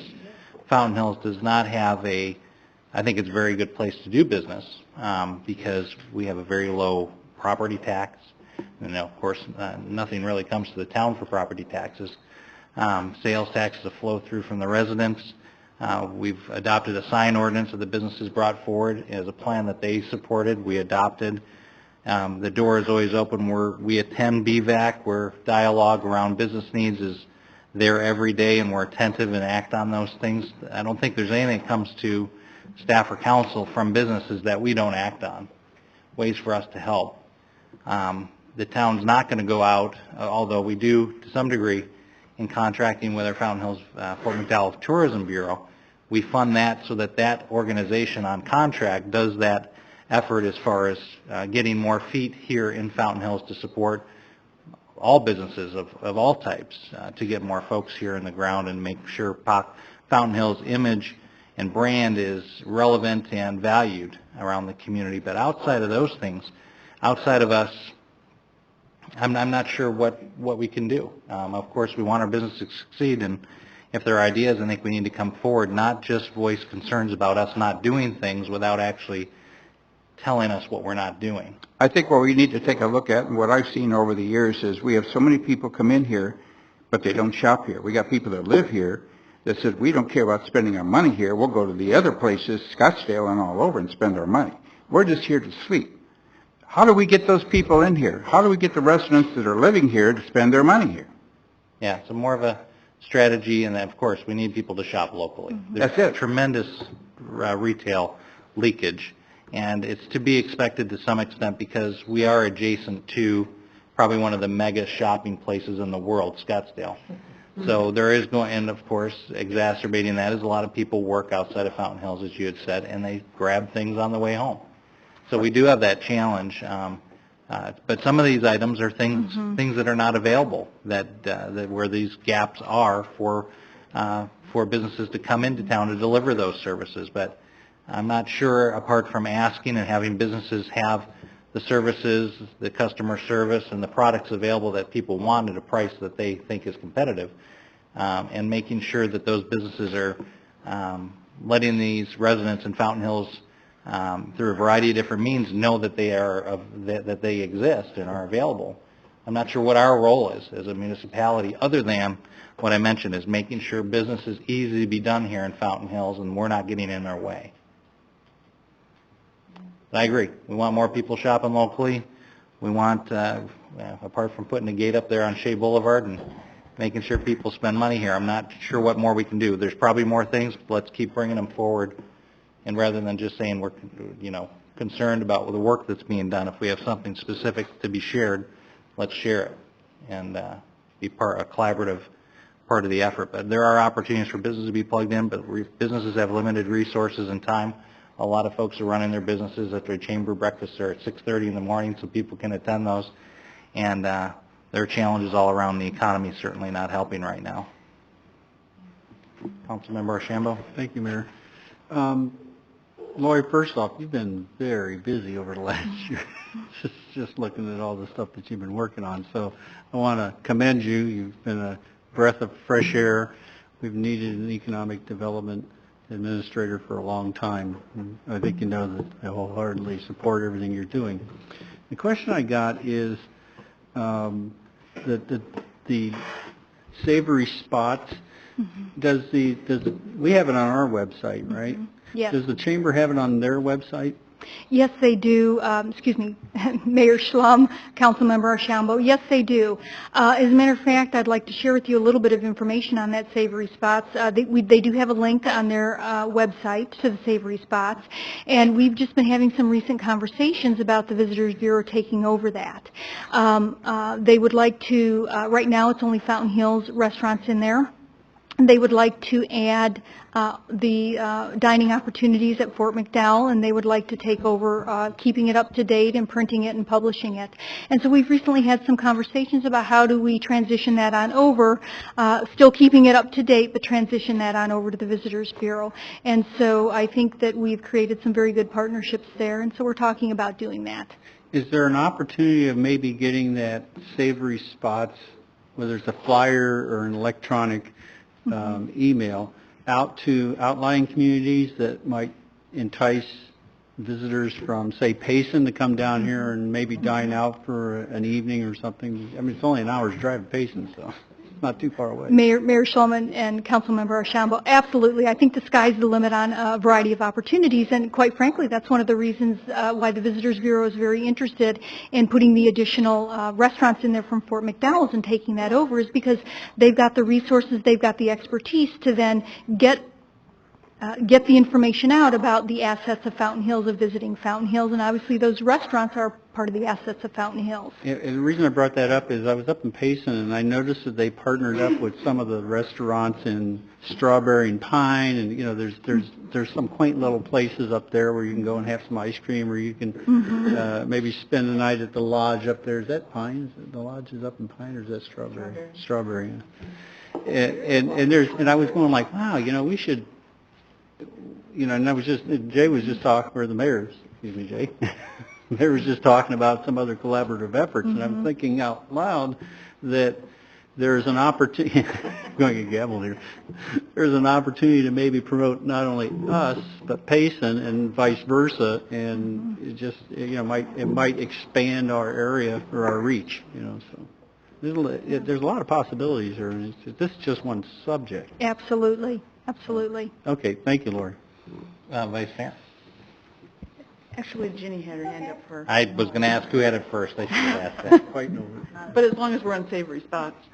One of the places this is being distributed now, too, is with the concierges at the resorts, which is a really good thing.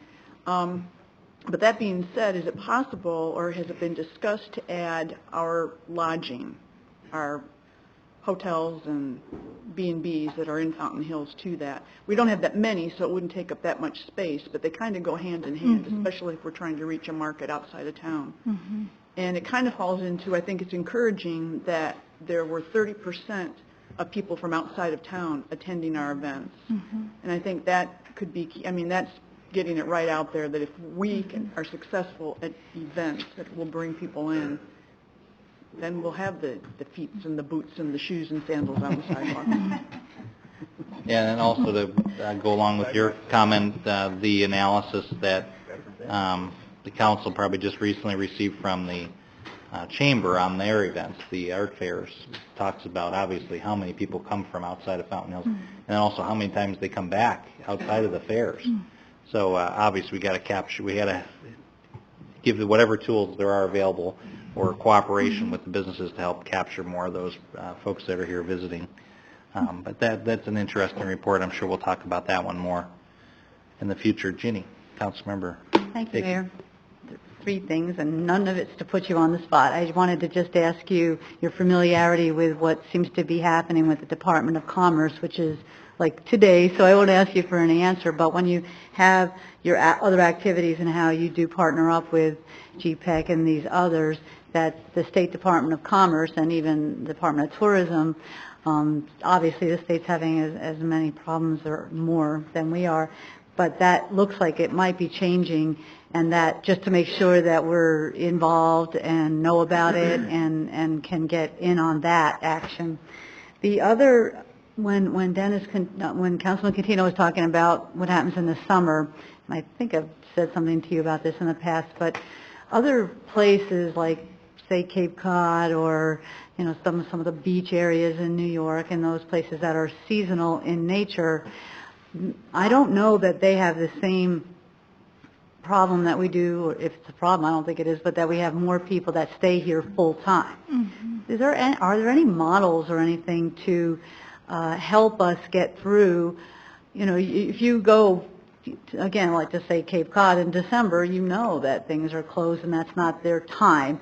And for us, summer isn't really our best time. So how do you kind of put those things together by dealing with the people who live here full time, so we still need services? You're not going to board up your place, but with the knowledge that obviously the summer's just not going to be what it will be in the winter.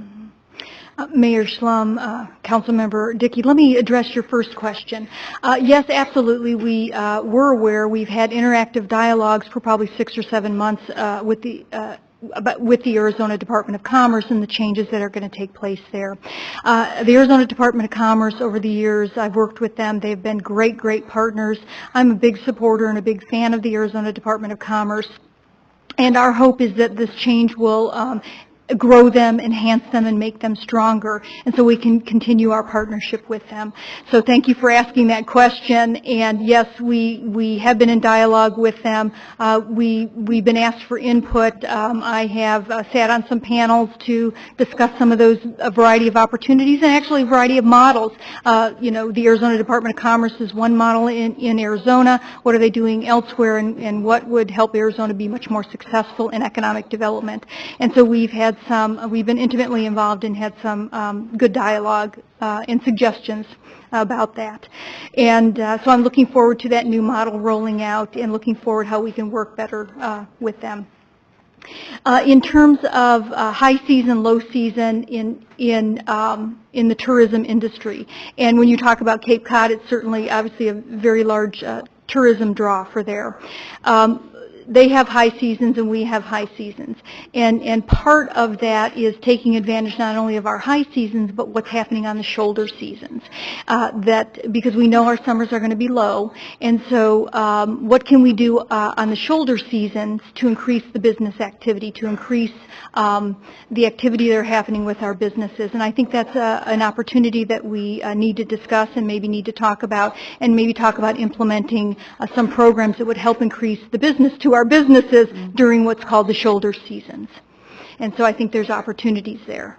Thank you, Mayor. And then the last thing is sort of related to that, which is, do we have any ability to take advantage of events, not necessarily the events that we have here, but there are events that happen regularly in the Phoenix area, like say the NASCAR race, when 115,000 people come in from whatever, and we know that those two are going to happen.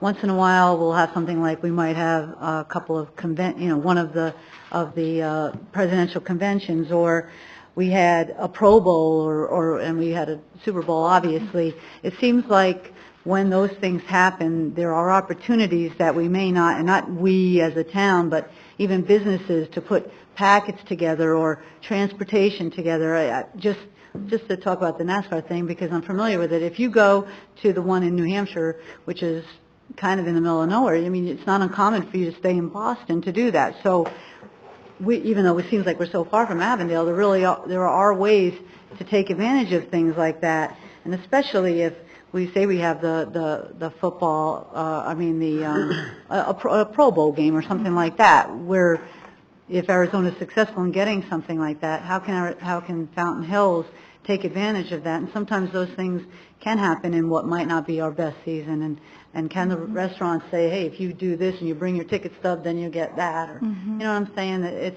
I know it's kind of pie in the sky, or it's hard to coordinate, but sometimes I feel like opportunities go by that we don't take advantage of.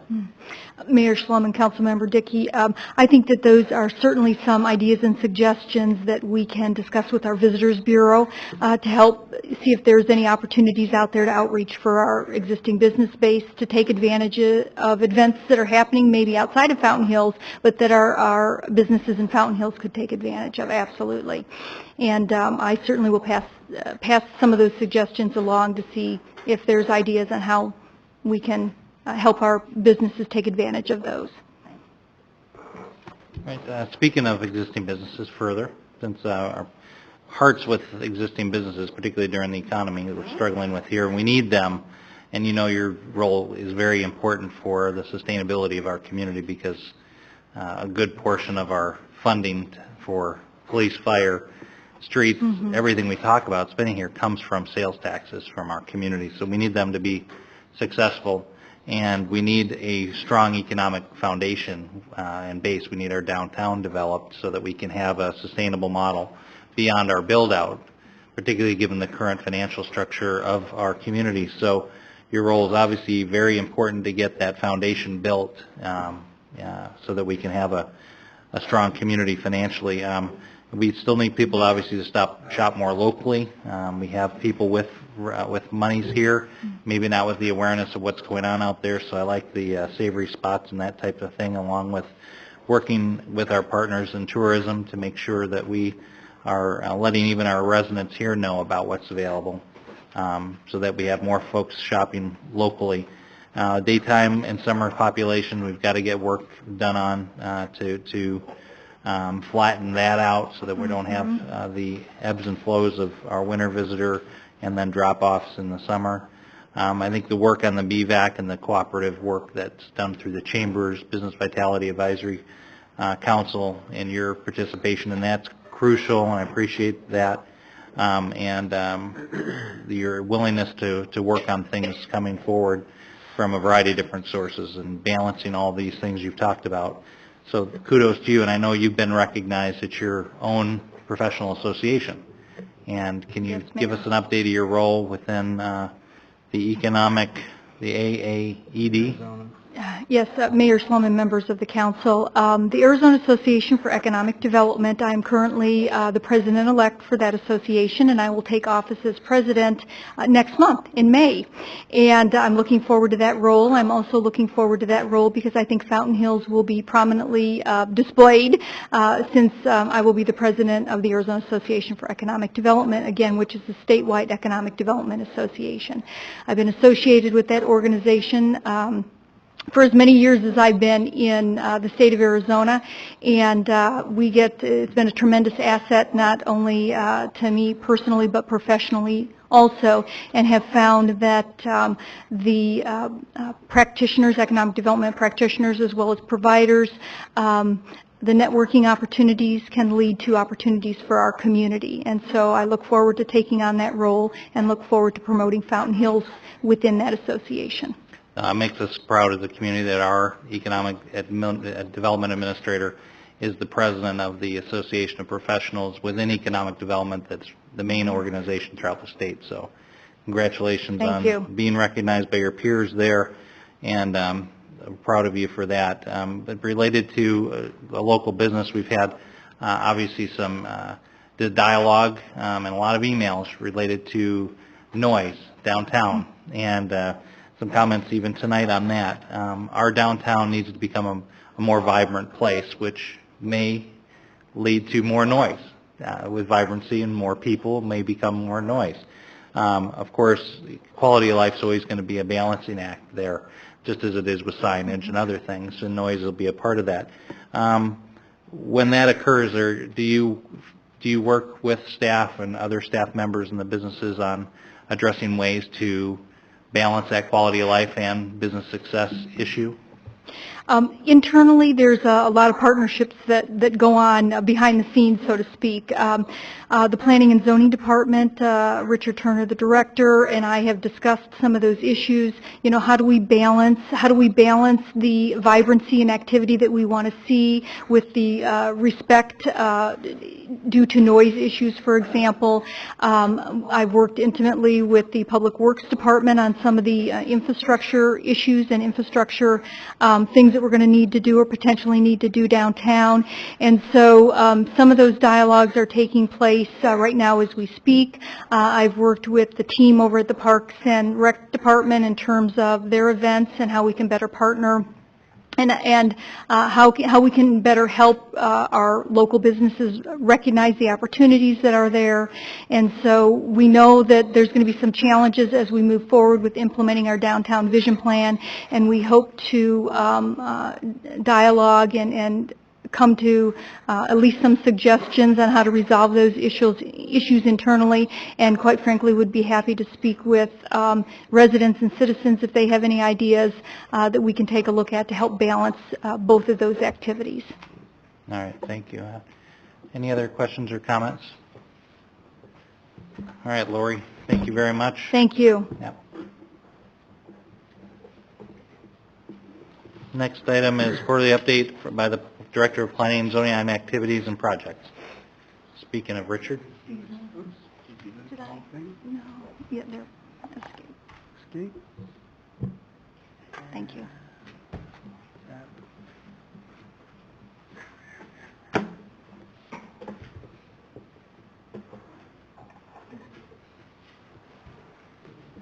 Good evening, Mayor Schlum, Vice Mayor Hansen, and members of the Town Council. This evening, I'm going to present some highlights of our accomplishments the first quarter of this year, throw in some information on workload activity, and then focus on two topics: LEED for homes providers, electronic signage, and lastly, I'm going to go over a couple of things we're currently working on. The first is a possible IGA with the State Office of Manufactured Housing, and the second would be a possible future location for an electronic vehicle charging station in town.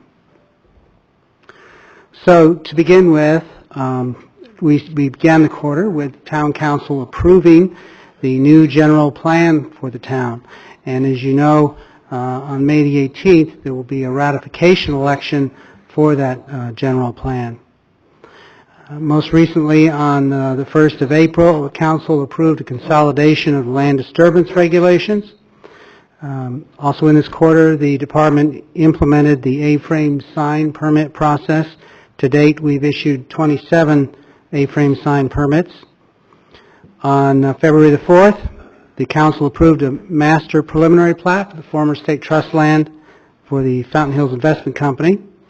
The Department has been supporting the United States Census efforts, which is ongoing right now. We have also, our GIS CAD work unit has been supporting Public Works with their projects, specifically the Alley Paving Project and Saguaro improvements, and they have responded to 152 e-fountain requests in the first quarter. And we have also managed to obtain a grant for $146,000 for energy projects, 3 projects, and I think you probably remember what those are. One is a lighting retrofit, another one is a energy audit of town buildings, and the third is solar facilities on some of the parks buildings. Continuing along, and we approved, or we completed work on the 2009 Land Use Report and Statistical Analysis with a lot of volunteer help. We are currently researching noise rules, and that is a hot topic this evening, so I'm putting together a report for the Planning and Zoning Commission for a future work study on that topic. In this last quarter, we issued 120 building permits, including 25 solar facility permits and 2 new single-family homes. I'd also like to mention that since the 1st of April, we got 2 more permits for single-family homes. That's good news. We've also been processed applications for temporary use permits, a concept plan, and a few final plats. And as you know, we have issued a request for a proposal for single hauler refuse recycling services. Raymond Reese, who's heading up that project, reports that 6 companies to date have expressed interest in that, and he expects a 7th very shortly. The next step in that process is a pre-bid conference that will take place on May the 6th. And then finally, code enforcement. This last quarter addressed 328 reported code violations. In the quarter prior to that, they had addressed 237.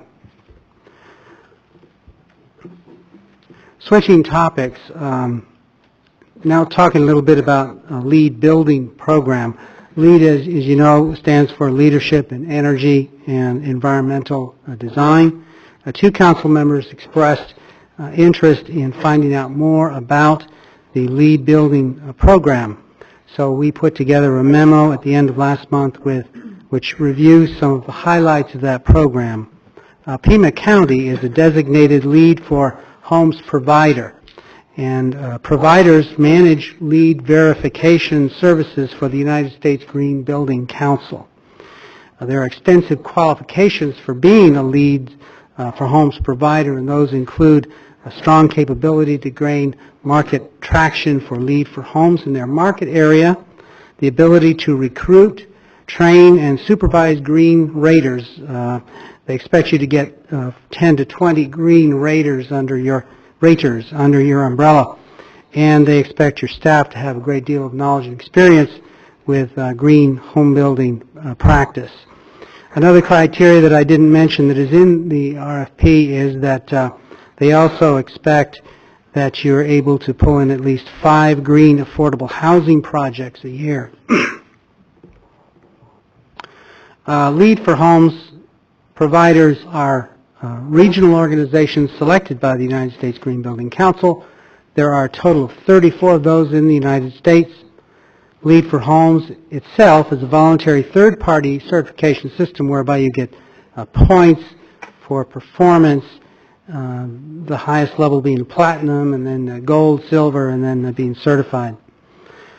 Providers work with builders and home builders in the construction of homes. Excuse me, and most providers are private companies. In fact, the other 2 providers in the Phoenix metropolitan area are in fact private companies. There are fees associated with LEED. The United States Green Building Council gets fees that are paid to them, collected in Pima County's case by Pima County. They also collect an $1,100 fee, which is their provider fee and for green raters, and then they also collect a $319 inspection fee.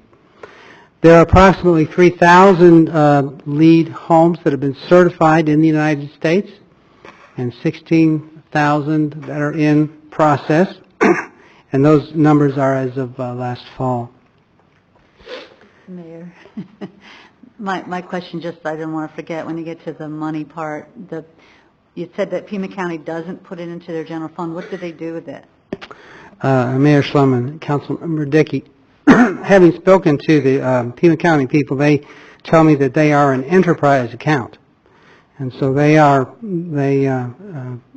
supposed to operate based on the funds that they bring in. So that's how they operate.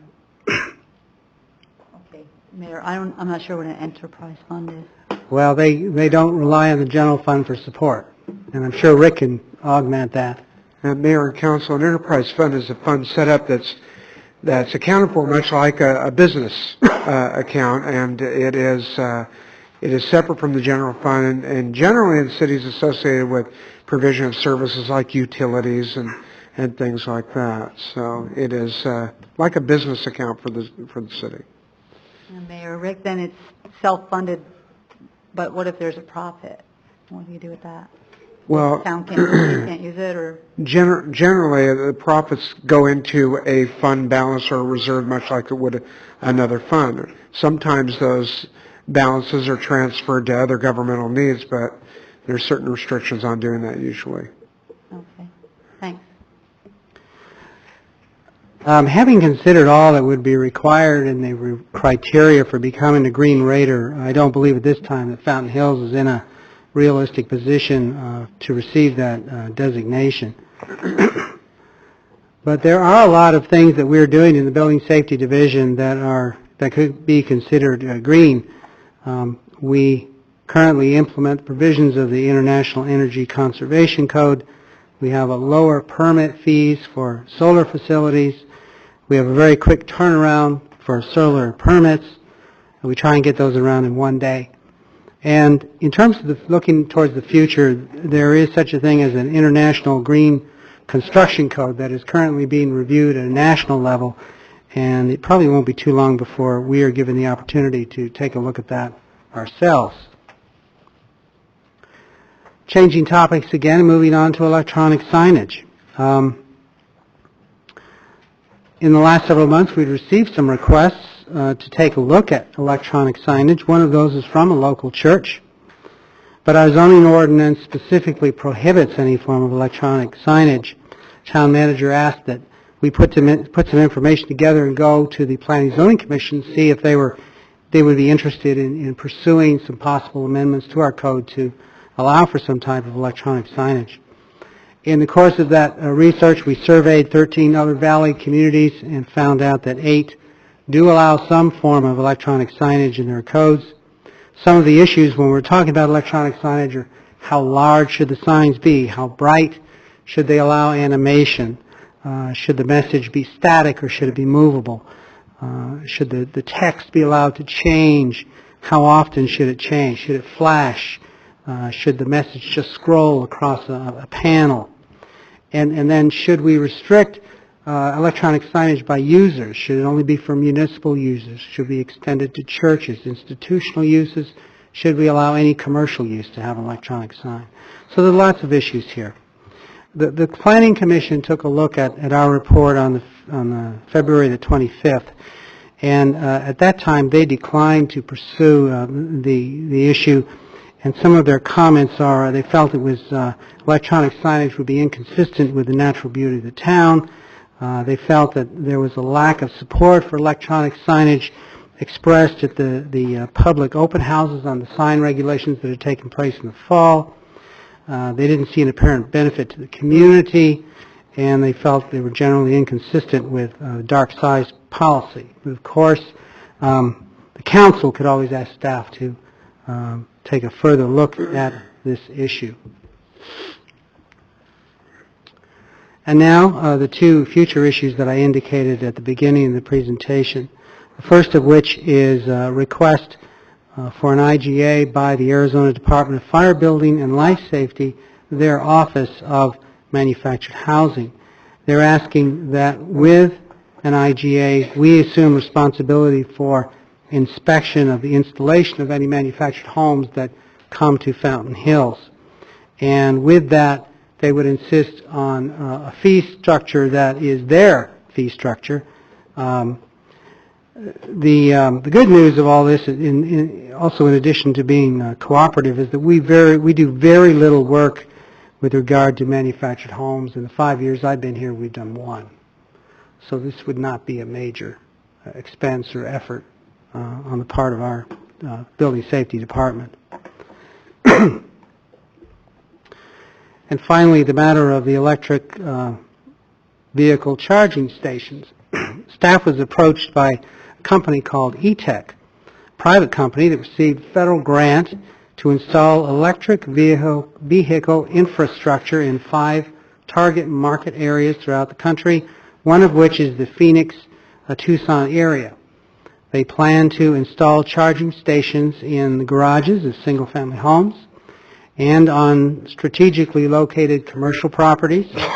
They would also put a charging station on a town property at no cost to the town if we wanted one. We would pay for the electricity that would be used, but we could charge for vehicles to park in the spots and hook up to the charging station. Charging station is a pedestal that would serve 2 electric vehicles. It does take several hours to get a full charge. We've briefly looked at where some possible locations would be for this and thought that a possible location might be a pair of remote parking spaces in the library parking lot, but are interested in any feedback that the council might want to offer in that regard. And that concludes my report this evening. Thank you very much. Thank you, Richard. Any questions or comments from council? Councilmember Dickey? Mayor, thank you. Thank you, Richard. The reason we talked about the lead for home providers and even brought it up was just because we were aware that there was training available that would have been to no cost. So it was just something to look at to see if we could take advantage of that training and then be able to go ahead, especially thinking about some of the new development we might be having. And then the other thing I wanted to make sure with Andrew, which I think is probably still true, is the International Green Construction Code. That would fall under the moratorium, right?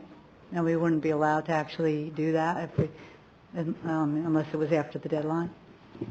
Mr. Mayor, Councilmember Dickey, I believe that any of the new I-codes that are either pending or not quite yet adopted are probably covered by that moratorium. So our own municipalities, if we desired to do it, couldn't do it until we were past that date that was imposed upon us. Thank you. Councilmember Archambault? Thank you, Mayor. On the electric vehicle charging stations, is there an opportunity there for them to use that grant besides or in addition to putting an electrical charging station in, also bringing in a natural gas station? Because there's a lot of vehicles running around here that use natural gas. My question really stems to the fact that there's a natural gas line that runs down Shea Boulevard, and it would be a perfect opportunity for one of the service stations there to put in, or maybe co-op with these guys to put in an electrical charging station alongside with a natural gas charging station aside from the pumps that are already there. Just wondered if you've thought about that, or if they've even looked into that, or if that's even feasible or not feasible. Well, Mayor Schlum and Councilmember Archambault, this particular program that they received grant monies for was limited to electric vehicles. It doesn't really contemplate natural gas, but that's a great idea and something. Well, what I we was want to look thinking into. more of, and I'm sorry, I didn't mean to cut you off, but what I was really thinking of was maybe they could partner with one of the gas stations who could then bring in a natural gas set up and put it, off to the side where they had the electrical and natural gas. And I got a friend of mine that runs all the way to the airport to charge up. Yeah.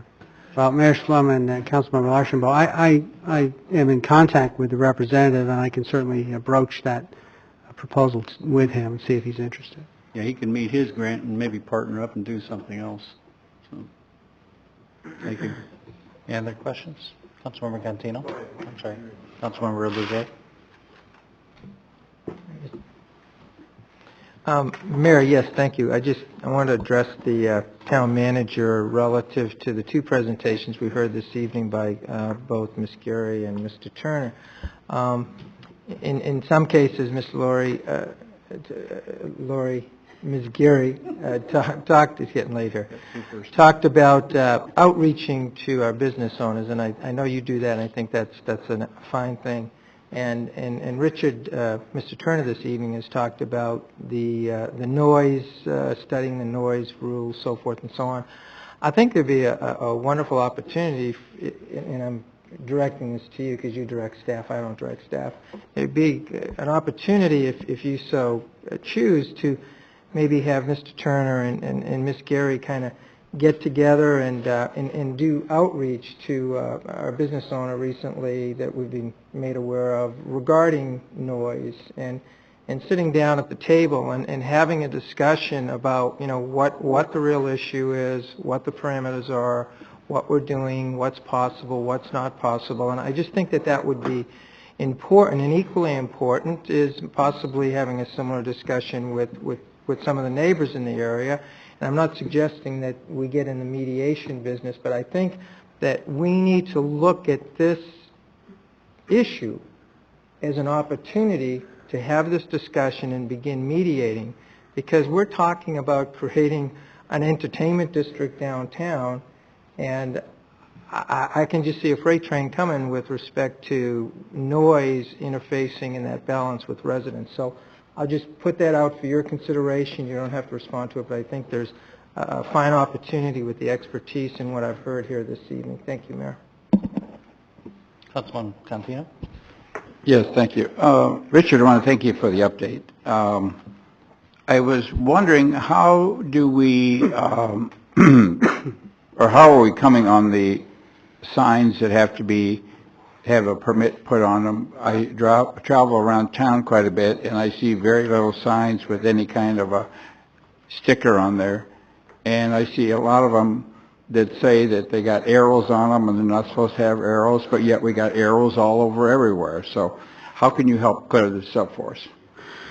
Well, we did do some outreach to the businesses that have A-frame signs. In fact, Gene visited most of them. I think you probably got 90% of them, didn't you, Gene? I visited 40 businesses. In response to that, well, like I said, we've issued 27 permits to date, and we also work on a complaint basis. If we get a complaint, we'll go out and talk to those folks. If the council desires, we can redouble our efforts to contact the businesses that have not yet come in and gotten permits. We hadn't planned on doing it, but we can certainly follow up. I see a lot on Saguaro Boulevard all the way down from one end to the other end, and that's why I was just curious about how things are going. I think that's a good point, because there are ordinances. There are, as you mentioned, signs that don't follow the ordinance. The idea for the $5 permit fee was to encourage people to come in and become informed, and not to burden a business with, you know, fees, and in an effort to make it a business more and more business-friendly place to do business here. But we need to urge our businesses to be sensitive to the quality of life and to the ordinances we have. We are not as proactive as we were in ordinance whatever the word is. Code enforcement. Adherence. That's right. Thank you.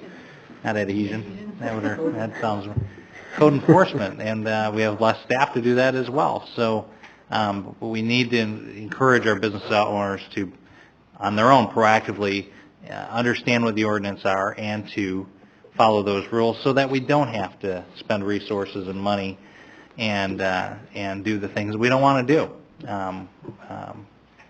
We understand that those signs do help businesses. Most communities don't allow those at all. Obviously, we do allow those to the businesses that have an address or something along those streets. We've cut back dramatically and have made some great improvements. And I think for the appearance of our community and balance the business's success portion by listening to businesses when they came forward with that new ordinance that we adopted a year and a half or so ago. But it's a balancing act. We don't really want to have to hire more staff or spend more dollars to enforce these rules unless you absolutely have to. And in the same measure, it's because we also want to be a little bit flexible, particularly during this time period, because businesses are struggling. And if those help, those help a little bit, but it's a balancing act. Yeah, I understand, and I guess what I'm asking for is how will the program coming? I wasn't throwing stones or darts at businesses. Okay. Yeah, it was 27. 27. So how many, like Councilmember Contino said, there aren't a lot of stickers on a lot of those A-frames out there. And he said Gene has talked to some of those businesses. Is there a percentage of those signs that we might see out there on Saguaro or other streets that you suspect are have had a permit placed on them or not? Mayor Slum, I would not be able to give you a percentage. If you're interested, we could probably do a check and see, report back. Yeah, I think just we're at a public meeting here. It's a good opportunity to ask businesses to be sensitive to the ordinance. Don't make the town become more compliant police, and we just ask them to be great partners as they have been, for years. So continue to keep that up, but watch where their signs are located. Make sure they get their permits. It's $5. Become informed and become a part of the solution here in our town. Any other points or questions for staff? Thank you very much, Richard. Thank you. All right, next item 12, council discussion direction to the town manager. Councilmember Leger, do you want to hit on that one item? Just a point of personal privilege I requested of the mayor, and I know it's been a long night, so I won't take a lot of time. Early when we had our discussion regarding the Substance Abuse Prevention Coalition and what I consider the fine work that they're doing, I lost my train of thought, and there was one thing I forgot to mention, and I'm not sure how many of you saw the Fountain Hills Times today, but sponsored by the coalition as a public service message, this was in the Fountain Hills Times.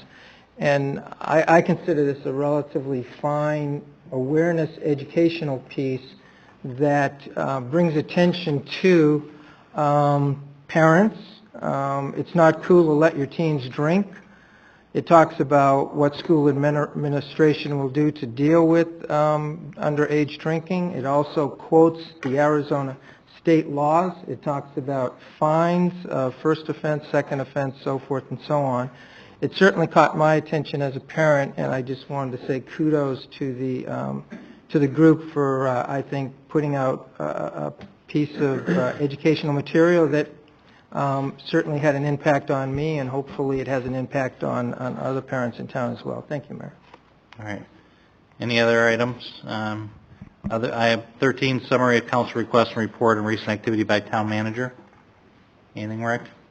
I think we look forward to continuing with you in the budget process this Tuesday as well, and then of course subsequent meetings where we're going to get you our preliminary budget as soon as we can. There are still some things that we're working on there to bring you the very best budget we can, but I appreciate your partnership in this whole effort. Councilmember Dickey? Mayor, thanks. I was wondering if we could hear, I hadn't heard anything about what the gentleman said about the coffee shop not being able to be one now, so if maybe you could give us that Sure. information at some point. Sure, and probably I have two individuals here who know gobs more about the history of this particular situation, but we have at the Plaza Fountainside an agreement that the town entered into with the developer years ago that set a limit for parking spots, and this limit was based on square footage of restaurants. And that limit has kind of experienced a creep to the point that we are now in excess of that contractual limit. And so as restaurants move in and or move out of Plaza Fountainside, then that brings that limit a little bit more into compliance with what was agreed upon years ago. There is a parking problem there. It depends on the time of day, but certainly I've experienced that. Many have contacted me and expressed that it is very difficult to find a parking spot in that area if you want to attend one of those restaurants. I'm really very happy that the restaurants are so successful, but that calculation was there for a reason. It was agreed upon between the developer and the town. Prior to my coming on board, I don't remember what year that was, Bob, do you? Well, also, it's not necessarily just an agreement between the town and the developer. It follows a model based on the use of the property. If it's a restaurant that may count a certain square feet, you need a certain number of spaces. I mean, it's a formula that's put together and recognized in order to ensure success and availability of parking spots for businesses of all types, right? Yes, this was Andrew has reminded us this is not an agenda item, thank so. you, Andrew.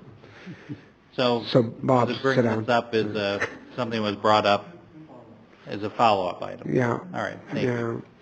We're certainly willing to bring back more information for you if you like. Very good. Okay. Anything else, Rick? Get me in trouble? No, thank you. Yeah, Thank you, John. very much. Thank you very much. Oh, we have Andrew here. All right. We'll go back to the top of the agenda. No, look for a motion to adjourn. So moved. Second. All in favor, indicate by saying aye. Aye. Thank you.